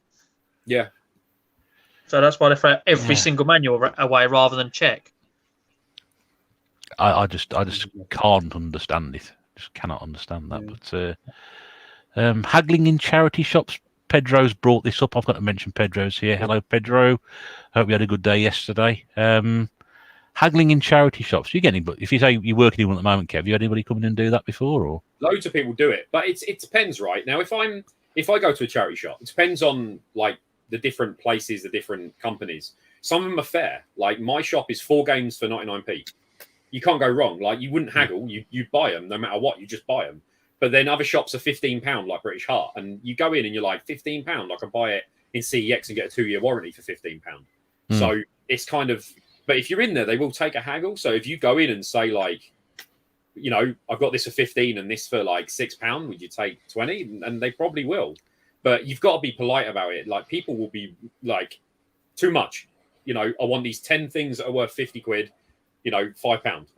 And if you come in with that attitude, people just won't help. The same with car boots. If you're in there and you're like, I'm not paying that, I'll pay this. Like if you go, oh, excuse me, would you take like that? They probably will be all right with it. You know, most people if you have manners, they'll do it. But people haggle, like tends to be people that haggle after like jewelry and things like that. That's what it normally is. So they're probably reselling and trying to, you know, make a bit more profit, probably. I can remember I was with Sean Retro Games. They really did. It really happened. Yeah, How can they you really test did. the game? Yeah, I was like, you don't need to test games. They're just games. They're not electric. They're like, no, they have to be pat tested. I'm like, I did have that with Beth. We went to one, and there was a Game Boy Color. It was one of these like this. We saw it in the back. I was like, oh, I want to buy that. And they were just like, no, it has to be tested. I'm like, I'll take it if it's broken. And they're like, no, we have to test it, like pat test it. I'm like, it's on AA. You can't pat test. It's AAs. You're not going to buy the charger and then test the charger and then. I don't know. I just think sometimes it ends on eBay. So because they do that, right? Yeah. Most of the trade shops eBay. Oh, I got one of them. Just talking. Absolutely. I suspect Al's friend walked out because he was trying to buy a load of FIFAs. Probably at the time, he was trying to negotiate a good price on them. But well, I was actually with Sean Retro Games Revived in his local charity shop, and there was a 3DS game for 35 quid sealed. It was actually worth it. And I asked, it's one of the first few times I've actually haggled in a charity shop, and I was like, "Would you take 25?" And Sean was like, looked at me with like utter disgust. It was so funny. Like, you can't do that. And I was like, I know, yeah, but you come down here. Eddie, when you came down here, you went to a charity shop, but they had no prices on anything. So you just fucking attacked them. It was brilliant. You was just like, well, no, you got no prices on it. This case is you had an empty Wii Sports case as well. You're like, this case is empty, so you might as well give us that for free. You were savage, mate. Yeah, I am pretty savage when it comes to haggling. I am like, really bad. I can't do it. The way I see it is they put a price on it. If I can get a bargain for it, or I want it for that price, I'll buy it. If I'm looking to resell it, then that's what I've got to make a profit on. I just can't do it. I'll be honest with you. The look on that bloke's face yesterday, we were trying to knock £3 off that game, Eddie. You know, and Diggity Rock, wasn't it? We're trying to. Oh yeah, wouldn't budge a pound even, would he? Yeah, he's 18 quid, and you said, well, offer him 15. So offer him 15. Now it's clean, mate. It's clean. 18 quid. Whereas Rich King Retro, you bought a game off him, and it was already a good price. And I was like, will you do it cheaper for him? Yeah, and you got another £3 off it. Great price. I was like, yeah, might as well get it cheaper. If it's got, I know. never pay the sticker price. That's what I've learned from car booting and charity shopping all this time. No. Never pay the sticker price. Yeah. So Bob respects I just read that. That's why I went, oh, don't. I can't stand I hate it. that myself. Yes. Make me an offer. All right, £1. It's worth a tenner. Tell me it's worth a tenner then. Yeah, exactly. Yeah, just tell me a tenner then. But there's other one as well, which I came across yesterday, where we got no prices on something when we were at the gaming markets, which was slightly different. And there was a load of Amiga games. It was just after we got in, Eddie. I think it was Console Passion. Yeah. And they got no prices on anything. So this bloke said, "Oh, how much are your Amiga games?" And the woman said, "Well, which ones do you want?" And he pulled one out and said, "That one." She said, "Hang on a second, get a phone out and starts going on eBay, doesn't she?" Yeah. And next thing she comes back, she goes, "Yeah, 25 quid for that." He went, "I'll leave it." Yeah. And But I hate that. The only time I got a deal off of them is when I'm spending nearly 100 quid. They won't. They generally don't budge on one game. No. Yeah, well, Console Passion, them Amiga games. Luckily, she did not a great job. I think she must have been rushing on some of them because I was getting like 30, 40 quid games for about 8 quid. She was doing it was really weird, but like it was just so random because she was doing it live in front of someone. I don't think she was looking at the prices properly, which is great for me. Need to know what other stuff costs though, but in some ways it can be good, but the make me an offer thing's crap. I don't walk away from it completely, but if they do say make me an offer, I'll just make a really dirty offer and then see what they come back with, because they're probably gonna say no. It's like, well, what exactly do you want? And that's the only way of like having that conversation is to make a really low offer and actually like find the middle ground. But yeah. Well, the other famous thing they say at Car Boots is it's this much on eBay. Sell it on eBay. We'll sell it on eBay. eBay take a cut and you have to post the bloody thing. Yeah, I can get I can get a tenner for that on eBay. Fucking sell it then. And the moment when you lose 2 quid for their commission or whatever it is. The amount of time it's never a tenner. It's always like the highest priced one that's on eBay, where it's like obviously never going to sell. It's like there's all these ones that are like 10 quid or something, and then they go for the 50 quid one. Well, I can get 50 quid for this on eBay. Just smile and they're like, oh, okay, yeah, okay. Go. I've always used the argument: if you're going to stand there and say that, who's the fool? You coming out at 5 o'clock in the morning with a load of stuff that you can sell on eBay for a lot more that people are going to offer you, or me coming out trying to get a bargain. I think you'll find I'm the winner and you're the loser, because 9 times out of 10 you ain't going to make that sale if you say, "Oh, I can get that more money than that on eBay." Well, go sell it on eBay and have a wine in the morning. I always bottle it, but I'm so tempted. The other one I hate, what everyone's going to agree with. You say, "Does this work?" And they go, "Yeah, test it this morning. Get home." Dead. So that's why I go, and everyone's like, "Why are you paying so little?" I said, "Everything's broken. I class everything. I'm only paying broken prices. Get that controller broken." I'm glad you said that, because I left the Wii console behind with a few games of the last one that I actually picked some stuff up at for 30 quid, and people kept going to me, "Oh, you should have picked that up." Yeah, and I said, but I'd have got games and the moats and all that. I'd have made a little bit of money, and I'd have paid up if that console hadn't have worked. Yeah. And the one thing that I was worried about is that geezer seemed to insisted it was modded, because he goes, "Don't worry, there's loads of games on it." And I'm thinking, "Oh, he's modded that." So if he's modded that means he's opened it, and that means CX won't take it. And I don't need a Wii, so not necessarily. I have got a Wii U, so I'll play it. The other thing that like when they say, "Oh, it's definitely works," and yet for some reason there's no power cable with them. It's like, how the hell is no power? Yeah, had that. Kevin's Batman clock all over again, isn't it? Kev. I bought that Xbox One because he said, "Oh yeah, it definitely works. There's no remote, no TV power lead where there's and it's blatantly been opened." I still made money selling it on eBay for more than he sold it to me for. He probably thought, sucker. or it needs pat testing. Or it needs pat testing like all the games. What did you say, Rob? You're like your Lego Batman clock. You bought one of them once upon a time, and you said, "Does it work?" Yeah, And you got it didn't even home. do And it anything. didn't. Yeah, it was dead. It wasn't even corrosion. It was just straight up dead. Like nothing, no power, nothing. I tried taking it apart and swapping the guts with like a Darth Vader one. Nah, it didn't work. But yeah, it's a nightmare. But you have it happen quite a lot. But you can't seem to win, especially if you record yourself, because if you go buy a game that's worth 40 quid and you pay £1, they say you pay too little. Then if you go and buy a game and pay 40 quid for a 40 quid game, they'll go, you should have haggled and paid less. So you never win whatever way you go. So, but you just have to take it that everything's got a chance of being broken versus paying full price on eBay and getting a warranty, like to covering yourself, or on CEX and getting 2 years. Like it's just how it is. But you can get some killer stuff. Well, that's it. I mean, as well, like I think a lot of people do gambling and stuff. This is our gambling. This is it is. We enjoy, like, is it going to work? It's like that is Absolutely. like it's a win, lose, or draw. Sometimes you'll get just like your money back. Sometimes you'll get nothing back. But if you kind of like car booty savvy, you kind of know roughly what's going to win. So More it's like, I feel like rather than gambling, my odds are a lot more higher stacked going to car boots. Yeah, and get that same thrill. I'll always take a punt for a few quid, and touch wood, it's always worked out absolutely fine. I think I bought a Wii, 2 Wiis, an Xbox original, and 2 Saturns, and it's cost me less than 15 quid. And they've all come with either the power cables missing, or not been tested properly, or they look as if they've been through the cement mixer, and they've all been absolutely fine. All been absolutely fine. So I've been very lucky from that point of view. But I'm going to take a punt. I won't, go too far in, because you're never quite sure what you're getting. No, I bought when I bought. I think between me and Claire, we bought stuff in the car boot before, electrical stuff, and yeah, we got it home and it hasn't worked properly. It was something we bought, and we turned it on straight away. You could tell it was knackered because the smell coming off it was ridiculous. The electrical smell coming off it. So we turned it on, put it straight in the bin outside. I'm going to catch fire. I had 2 PlayStation 2 Slims, right? One of them I got, a lady said, doesn't work, it won't power on. But she said, you can have it for £1. I'm like, okay. Took it back. All it was the power connector inside and desoldered like the ground. So I sold it back on. It was fine. And another one, they said it worked. Got it home. Nothing. No, you couldn't press it. I was like, that's weird. So I popped it open. The power button was missing inside. The whole board was gone.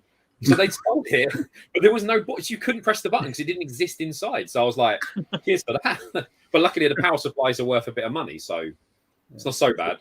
So you know all these losses that you have and stuff like that, because we've all had like many losses over the time. What do you actually do with them? Can you actually throw them away, or do you do like me, have like a cupboard full of just like crap that you can't do anything with? Donors for parts. Like I either fix them up or donate to something else. Yeah, you're quite handy, because I'm not handy. I can't do anything like that. But I just just in case. I don't know what will happen, but I've got about 5 PlayStation 2s that are just like completely trashed, like doors broken or something like that. And probably someone like you could probably put all of them into one put them together to make one good one. Yeah. Well, he's got a Mario fixing things on the wall, so he's good at fixing things. Oh, he fixes them. Yeah. it's not. I thought Kevin might be an enemy and he's jumping over it. Yeah, it's going to jump on my head. I was going to say, it's going to kill you. I don't think anybody does car booting as a part-time job full-time, do we? No, more fun. It's more fun and part of the just fun, No pension scheme. No healthcare plan for it to do. The thing is, to do it as a job, you actually have to be ruthless. I don't like the hours. I'm sorry. Yeah, that too.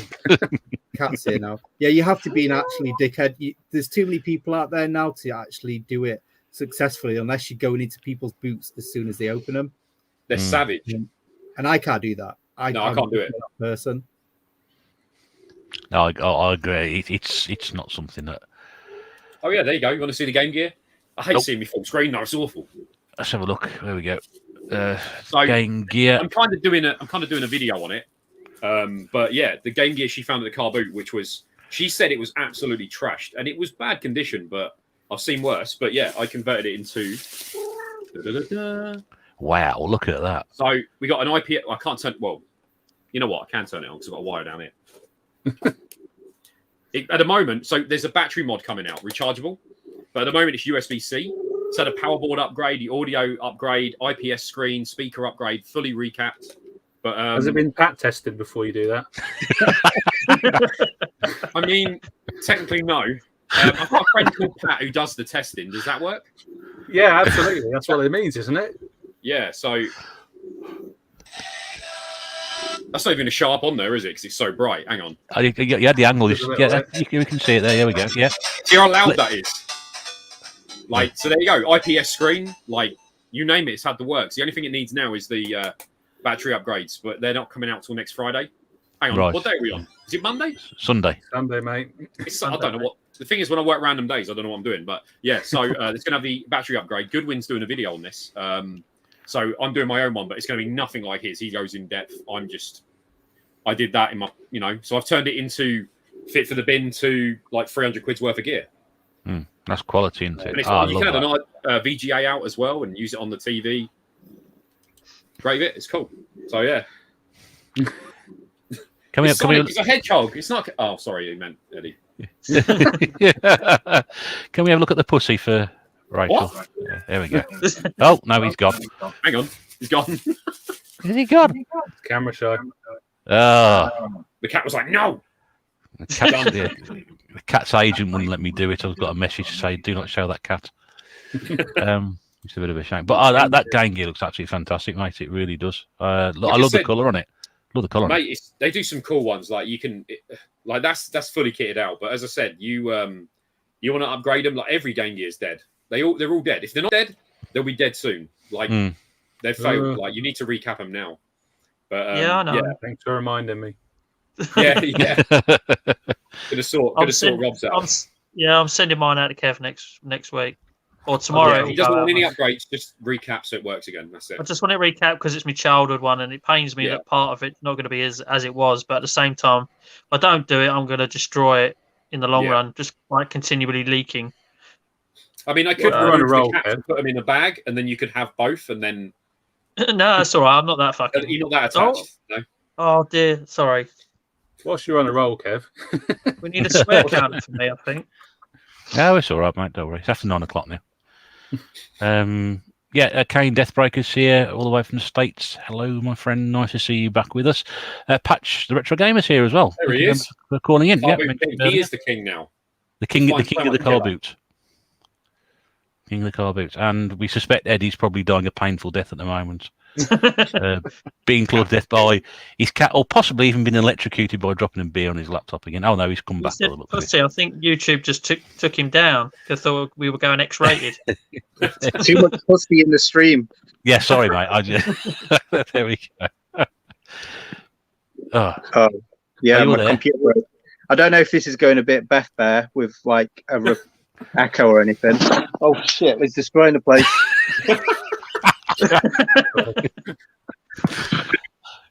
This works so much better since we went visual. You know what I mean? It's we used to do this off camera. We did the audio. It could have been anything happening in the background. So, dear me, yeah.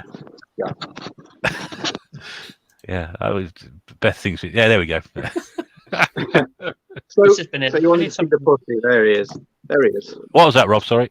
Oh. Sorry, I got bored looking at the same game. There we go. Let's put Jack there. That's one of your recent boot pickups as well, isn't it? If anybody hasn't seen your video. Of all the things I found, the best thing I've ever found a boot sale is not a game. It's this, yeah. He said £3. I said 2. I put it down and started to walk away. He went, no, you can have it for 2. I played the game. I know the salary's there every week. But yeah, it's got a label on the bottom and it's upside down. What is it? Proper Disney. There you go. $15.99. That's euros. So, but still, yeah, really £2, and I think, and it's awesome. I love it. Really nice. I love that. I thought it was absolutely superb. That it was shrunk wrap as well, so it wasn't like just open and all dirty and anything. I mean, you had a bit of dust in it naturally, but yeah, that's probably the best thing I've found. What the hell? What's we got here? From one Jack to another Jack. Oh dear. Has anyone got something with Jack Sparrow on? Go for. I did have. I had a Blu-ray. I have. Can I reach it? Hang on. Hang on, if I can reach it. Hello, Anya.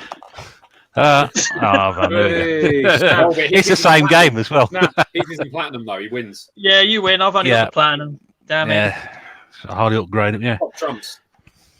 top truff. Yeah, pull the crappiest game off your shelf you could find. Oh Where's dear. that FIFA gone? Where's that one? So where's that FIFA gone? I win. Oh yeah, I can say FIFA trumps. Yeah, FIFA trumps Pirates of the Caribbean by some distance. I've got a brain training. Would that beat FIFA? Oh. That's quite rare, that one, isn't it? Depends. It depends because the brain training I got from the charity shop the other day absolutely smoked any game I've got for a while. Because Corbana, we went charity shop, put it in together, and we went straight to the DS games, and his hand just went woof, straight to a brain training. I was like, "What's this crap?" Opened it up, and it had Pokemon Fire Red inside. I remember you How saying would that. you know? It was like, "What the hell? How did you even see that from so far away?" That's the thing, though, because sometimes I used to do that all the time. Like, I'd find better games in disc boxes just by looking at them for some reason. I don't know why, and I stopped doing that. So I'm guessing, and they mentioned that, I'm thinking I'm probably missed loads of stuff that I'm just presuming because the box is there. Yeah, exactly. But the thing is, with the DS box, it's got that GBA holder, doesn't it? And it's now made me think all them games that were probably missed. The thing is, you can actually just see it. So, like, just look for a little bit of a color just on the top of the boxes, and you usually can tell. So, yeah, good booting tip that actually, because it's something I've only just found out recently. Or you could do what I did and buy a copy of Tomb Raider 3 on the PlayStation 1 about 10 years ago at a car boot, and then realise 10 years later when you actually open it up for the first time since you bought it, there's no actual disc in there. Oh, that was funny. I thought, I did it as a video collection video. If you haven't seen it, it's on my channel, and I showed all my PlayStation 1 games off and opened this game. I thought, there's no disc in here. And then someone very kindly sent me the disc for it, so that was quite nice. But I still all the time I found Star Fox Adventures on the GameCube inside the Scorpion King box. Found Lego Superheroes for the 360 inside a WWE 2K14, I think it was. So it does pay to have a look around, because sometimes I bought the Amazing Spider-Man 2 and thought it was a 2-disc game, but it was not. It was just had 2 of the same game in it. It's not even a cheap game. You could probably sell it disc only for about a tenner, because it's like a 20 quid game without. And it had 2 discs in it. On PS3, 2 discs. Don't know why. Maybe it was a CEX, mistake. They put 2 in there. Are you just going to make that goblet at random just so it weirds me out when I look up and it's suddenly? No, I genuinely found out a car boot last week. Yeah, Today's one I found a different face on either side, and I swear you've just swapped it around. Yeah, it's got a different face on each side. Yeah, you just keep changing it every now and then. I only changed it once, mate, or did I?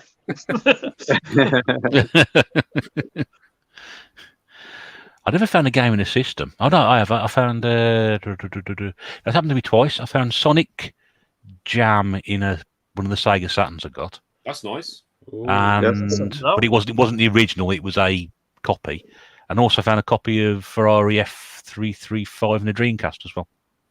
All I've ever found is Formula 1 2010 in a PS3. Always PS3 I got the other day had GTA 5 in it, and I found loads and loads of copies of Mario Kart and Wii Sports and that in Wii's, and always worth it. Standard in the Wii. It's either going to be Wii Sports or Mario Kart. Yeah, I went to buy one the other week. I was like, "Oh, I can't buy Wii Sports," and it's in the console. And I've run out of money. I was like, "Oh, I want to buy a console." To finish off, then, folks. If you got any of you remember any of your great car boot finds, or one of the great car boot finds you can remember, and just sort of share it with everybody else. If I go first, I think probably my great car boot find would have been probably that Master Gear converter I found, which was for £1. It was either that, or I think the Sega Saturn for £1. Just something like that. I never used to find anything particularly rare or collectible. I used to find some nice stuff to start my collection off with. Maybe the Amiga 500, but a lot of the games I got with that were all sort of knackered, unfortunately. So the Amiga 500 was fairly, cheapish. I think it was about 20 quid with all the games, but none of the games worked for it. So that was probably my ones. But anybody else want to jump in? I go late, so obviously my chances of finding anything sort of rare and expensive are limited. To be honest with you, this is up there, isn't it? For £2. I like that. But the best find I was going to say, it's not majorly expensive, but this turned up for 50p. It was actually in a charity shop, but it was literally mint. Like, it's got registration Wayne card. Rooney. It's Wayne Rooney. Yeah, the poster and the map there as well. And this is a case of this is a game that I wouldn't have bought because I bought it digitally in the South for $2.99, which is an absolute steal. And 1000G'd it. So this is one of those games that had to turn up or was going to be last, but turned up at charity shop for 50p. And it was, at the time back then, it was going for 15. So not entirely sure what it's going for now, but it's never dropped at the same time. But like I said, I go late. It's something different. It gives me an excuse not to get up early as well. But yeah, I'll probably say at the moment, Jack's up there. And maybe the free Sega Mega Drive 2 manual, which nobody wanted to claim, was quite funny. Literally asked Storley. Huh? Which one was that one? I can't remember that one. Well, Sega Mega Drive 2 manual. Yeah. That was a couple of episodes ago that I did, and no, it was just on the floor, and I actually thought it belonged to the store, and I put it back to start with, lifted it up, and said, "Oh, is this yours, mate?" And he went, "No, I've got nothing like that here." So I asked the other store, the other side, which was even further away, and they didn't claim it, and I said, "Well, this is awkward. I want to buy this." And Geezer just went, "Just take it, mate," and that was it. Off I went. And I've still got it, but Mark Geordie / Gamer would like it to complete his. It is going to go to him one day, but I do still have it. But apart from that, Benedict Cumberbatch book to do with cross stitching, that was a hell of a find as well. Oh, that by far Benedict Cumberstitch. That's it. But by far the greatest thing I've seen on your channel, next to that goblet. I'll go and get it while someone else is talking. I'll just whiz through some of the comments. We mentioned Beth had found a 32X at a car boot. That's going to be pretty hard to beat. Sean gets pretty close to it, though. Our good friend Sean. Said it before, but mine was finding a box of 25 Alien versus Predators for the Atari Jaguar. All of them sealed. And it cost him that's for 50p each. That's like $2.5 grand's worth of money nowadays. Can't really beat How much that. was it at the time, though? Was it found back in the day and it was worth less? I think it's been fairly recently. If Sean's still around, if you can just add a... I don't think it's been that long ago. Oh, wow, that's incredible. Let's have great game as well. Cumberstitch. Yeah. I'll just show this book that Rob's got. There we go. Hang on, let's get rid of this. There we go. There we go. Yeah. That's a niche market and a half, isn't it? Do you reckon he's seen it? Tweet him. Do it, Rob. Tweet him. No, I could send it to him and he could sign it for us. Can you imagine that? Yeah. That would be great.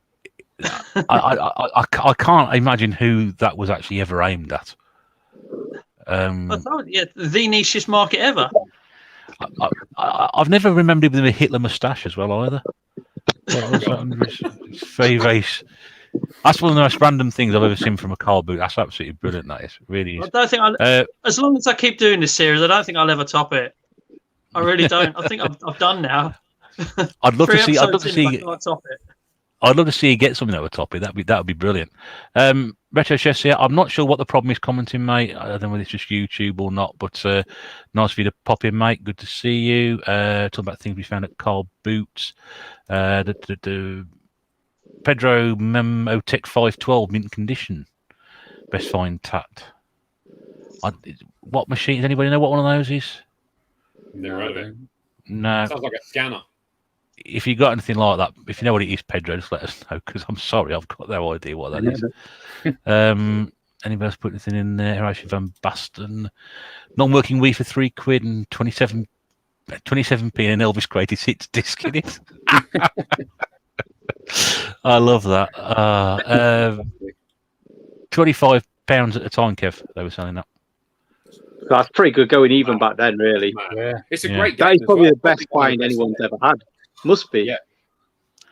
I mean, the biggest, like, if you want to say in terms of money, like the Monster in My Pocket I found, they were like, that's like next level. Now, it was all the set, like from the beginning all the way up to like even the aliens and the ones with the heat pressed chests and things like that.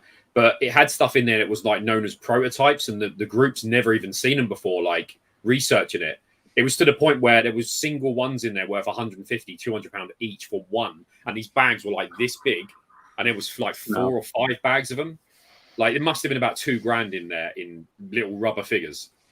It was crazy. It was crazy. And they were just like 50p. There was Transformers in there, Bucky O'Hare, Turtles, you name it. It was loads of cool stuff. He-Men. I remember you watching a video of you doing it, mate, and you went, "Oh, how much is the bag? How much?" And they went, 50p a bag, and you went, "We'll take the lot." Yeah, this guy reached. I was like, "Oh, Bucky O'Hare," and he reached over and goes, "Oh, Bucky," and I was like, "Yeah, I'll have all these." But yeah, they were like, I was on the Facebook page at the time, and they had a Monster in My Pocket group, and I was like, "Have you seen these?" And it was like 4 dinosaurs, and they were like, "We've heard of them, but we've never seen them." And there was only like one page that had anything to do with them, and I had the full set. And people were going crazy. They were just like, "I need this. I want that in my set." Like because you know what it's like. Collectors, they have to have them, and they were like, "Yeah, I want these." There was people in Mexico offering me hundreds. Like it was crazy. Like so, paid for some NES games. Kind of traded up on those, but I did keep a lot of the figures, and a lot of the other figures went to my friend Graham. I sent him free of charge, of course, as I always do. So he had a load of those. He had the Toad Croaker and stuff like that. If you remember that from Bucky, he used to rib it as you pressed it across. But yeah, he had a lot of stuff, but that was cool. I wish I'd known you back then, because I used to collect those as a kid, and some of the ones that aren't even rare, I'd just love to have again because they were my favourites when I was a kid. Do you have Deadeye Duck and Bucky? No, I'm talking series 1 with the stuff that I want. Are you on about Turtles, or are you on about? He's on about Monsters in My Pocket. Oh, Monster in My Pocket. Yeah, the only ones I've got left of those are like some of the alien ones, and they are rubbish. Like they really are. Like you're welcome to take them. But you probably won't want them. But yeah, the best thing I was going to say, one more thing I found. Obviously, I found the NES and stuff like that. But you know, Rob does the late booter. Like I went to a booter later. I fell asleep. I got up really late. I had my camera at the time. This is before when I had the head cam, and I didn't charge it because I was late. Anyway, I go to the car boot. First of all, I can't do Game & Watch Chef boxed, mint in box, complete.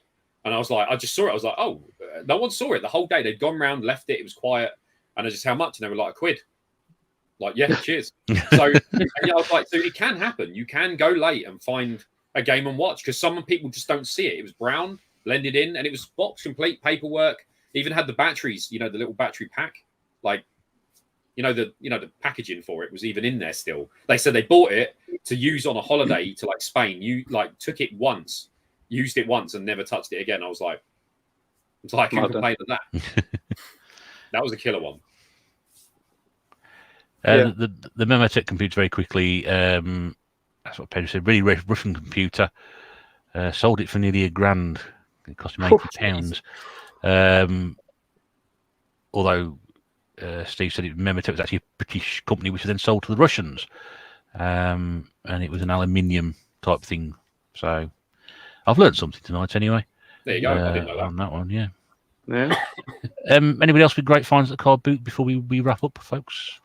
Yeah, so I've got quite a lot of good finds. I mean, you saw like a mint box Super Nintendo I got just before I met you one day. That was quite a good one. That was only that was like less than a year ago. So you can still get retro. But my favorite, I mean, I've got as well. I've met my Car Booty Man there, the infamous Car Booty Man, and I've had countless of amazing stuff. But I wouldn't count that as like Car Booty stuff because it's like the price in between the two. So it's like, it's not like retail price, but it's not like car boot prices. So I'm not going to count any of that. So my best, greatest car boot pickup I've ever had was a Sega Saturn for, I think it was either 35 or 45 quid. And again, as like people have said, it's not always about being there at the start. I remember walking around about 3 or 4 times and I was just about to go home, and at one of the reseller stores, the ones that just sell everything, underneath their table, they just put something out that they've just come from a van, and there was a bloody Sega Saturn in there with like loads of games, and one of the games was Gradius, not Gradius. What am I about? Darius. Gradius on the mind, you have. Gradius Gaiden. That's like 120 quid game, just on its own. Sorry, can I games just? You got me, mate. they're great. Can I just interfere 1 minute, and then I'll literally be out of your way. I've got to go to work, and I have to leave now. So I would just, I had to leave because for some reason my screen had frozen, even though you could still hear me. But anyway, no, I just want to say thank you to everyone for watching. Thanks for Kev and Beth for coming on. Do you know what? I hate that I have to leave because this stream has been a hell of a lot of fun. So I'm going to go now. Please stay listening to these guys, but I've got to go and earn some money so I can eat. So take care, everybody. It's been a pleasure. Thanks for coming on, Rob. Thanks for helping out with this one tonight. Thank you. Yeah. But sorry, Eddie, I was aware he was leaving about now. Sorry, mate. So yeah, so I think the best thing in that Sega Saturn bundle, though, I think, has to be the Panzer Dragoon disc that I got in it as well, because I wound Nath up so much with it. It was hilarious, and it was just worth it for that alone. So like, he's genuinely looking vexed. He's like. Well, Dave knows what it is. Dave knows what I'm going to say, because I took a picture of he was like, "What have you got for the car boot?" And I was like, "I got this," and I had like Panzer Dragoon Saga with like a can of beer on top of it, using it as a coaster. But it was just a demo disc, and I covered the bit that it said demo. And Nath was like, "What are you doing?" So yeah, like for ages, I had him going for so long, going, "Oh, it's just a disc." Just want to watch the world burn, Eddie. Your world. So what for mine? Yeah, just your world. It sounds of it.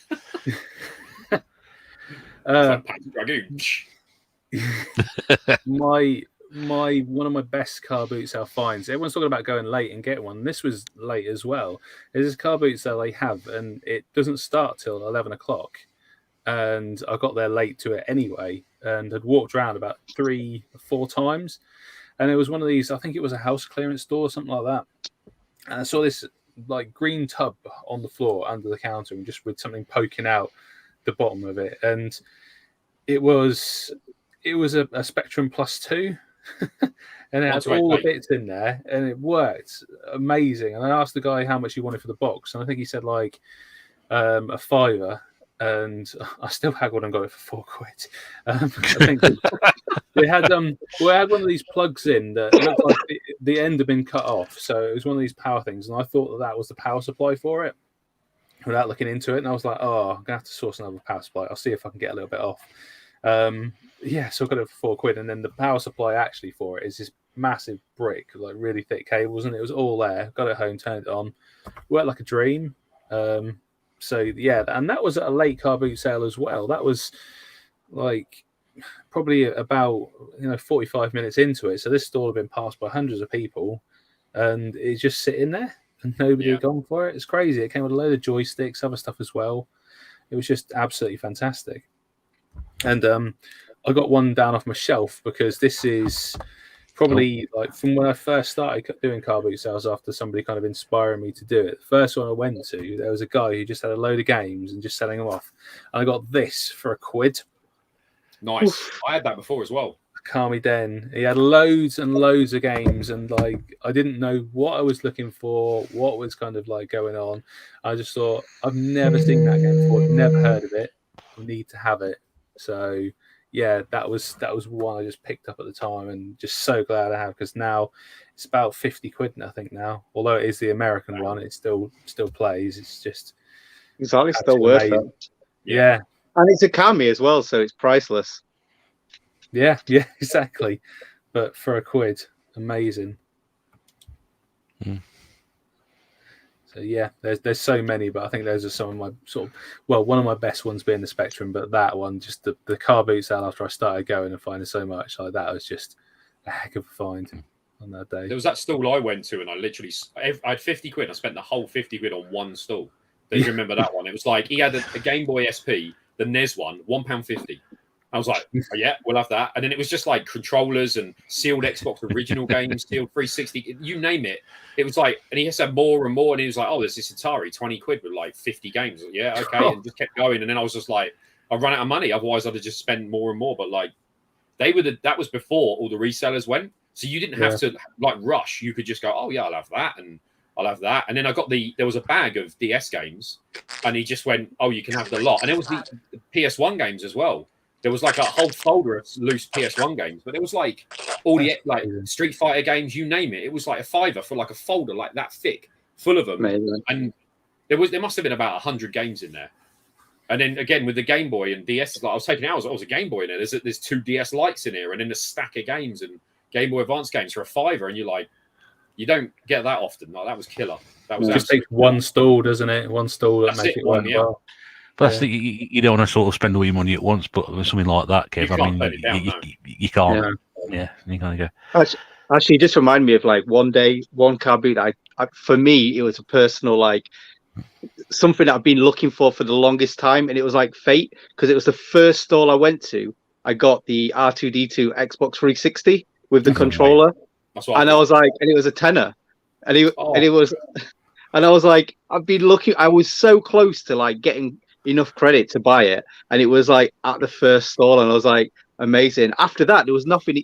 It was weird because it was one of them days where like the first stall that you went to, it was amazing, and then nothing after that. It was like it was just completely barren. But yeah, it was so worth it. That was like a really good day. So nice, that system. That's the one I've got. I argue H-modded mine. Like they're crazy value. That's one of the most expensive ones when you mod it.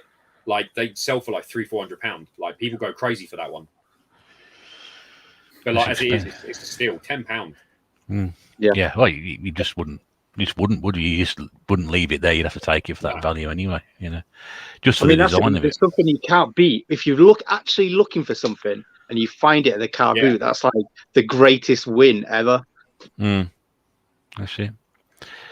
Right then. Well, I'm going to sort of bring it to a close then. But no, there's some really interesting stuff there. I mean, I'm sure everybody be seeing in the comments from people. Everyone's got their own favourite car boot find and or been lucky or had their experience, good or bad, whatever. Game collectors and game fans and game hunters will always flock to car boots and things like that, and they shall continue to do so. I think we're at the end of the season now, aren't we? So there may be the hard ground they call them, don't they? The indoor ones, etc. might be going on to the winter, but most of them are done now for the season. But that's where you go to charity shops. That's it. So hopefully we should start seeing more stuff going to the charity shops because there's been nothing in them so far. No one's noticed my name either. Look, I had noticed that because I noticed Nathan changing as well. A bit of Bearvin Bareford. Bearvin Bareford. Yeah, I mean, that's quite good. That one. Is that what name you're going to change to when you get married by Deepole? I guess so. Yeah, I'll take her name and then that's it. Yeah, I'll go with the numbers on the end. Just stick the numbers. Yeah. That's it. You both could just have an amalgamation of both names, so you just be Kevin Bareford and Beth Bareford. See, I said to Beth like I can't say her last name. I don't know if you, but yeah, I said her name. You know it with her last name kind of works like with me. I don't really like Wolford. It's all you ever say is like, oh, what's your name? You go Wolford. I go, oh, like EastEnders. You're like, no, not like EastEnders. That's my life on telephone calls. Answering phone calls at work. Oh, no, not like that. That's Wolford, and that's Wolford, not Wolford. It's a difference. You know what I mean? Yeah, it's such a Wolford. Yeah. Anyway, thanks to everybody who's been in the chat tonight. It's been fantastic to see so many comments and so many people popping in as well. Some new names in there, which is great. Some people who've watched us the last couple or so, which is really good. I think we hit about 30 people watching at one point, which I think is a new record. So that's really good. So that's great. Thanks to Rob for being here, obviously, at the shoot off to work. And thanks for Beth being here as well. I'm just sorry we had so many technical problems tonight. We'll try and get Beth back on and hopefully Kev at the same time as well for a future episode if we can do. Definitely. And try it again because it's been great having Kev on tonight. His knowledge and the experience and his stories have been great to listen to. And, somebody before I started doing YouTube, I watched. So, very influential on me getting started. So it's been great for you to come on. And if you can pass our thanks on to Beth as well. That's great. She's in the chat, so she's yeah. That's it, yeah. But hopefully we'll do it again sometime. Thanks again to Eddie and Nathan here as always. It's good to have them on again. And a bit of a technical difficulty tonight, but generally speaking, I think it was a good episode. again, thanks for everybody who's commented tonight. If you have enjoyed that, don't forget to leave us a like. Don't forget to check out all the links in the description when it goes up properly. Put all the guys' channels in so you can go and cross and see what they're all about. Continue to support the tNb podcast. We're back in 2 weeks' time, which will be the 26th of September at 8 o'clock on this very channel. I'm not sure what we're doing yet. We'll pull all that together in the next couple of weeks or so. But yeah, in the meantime, thank you very much indeed for giving us your time this evening on a Sunday. Always nice to have you with us. This is the Retro Bear saying we'll see you again very soon. But until then, do take care. And from everybody here, it's bye for now.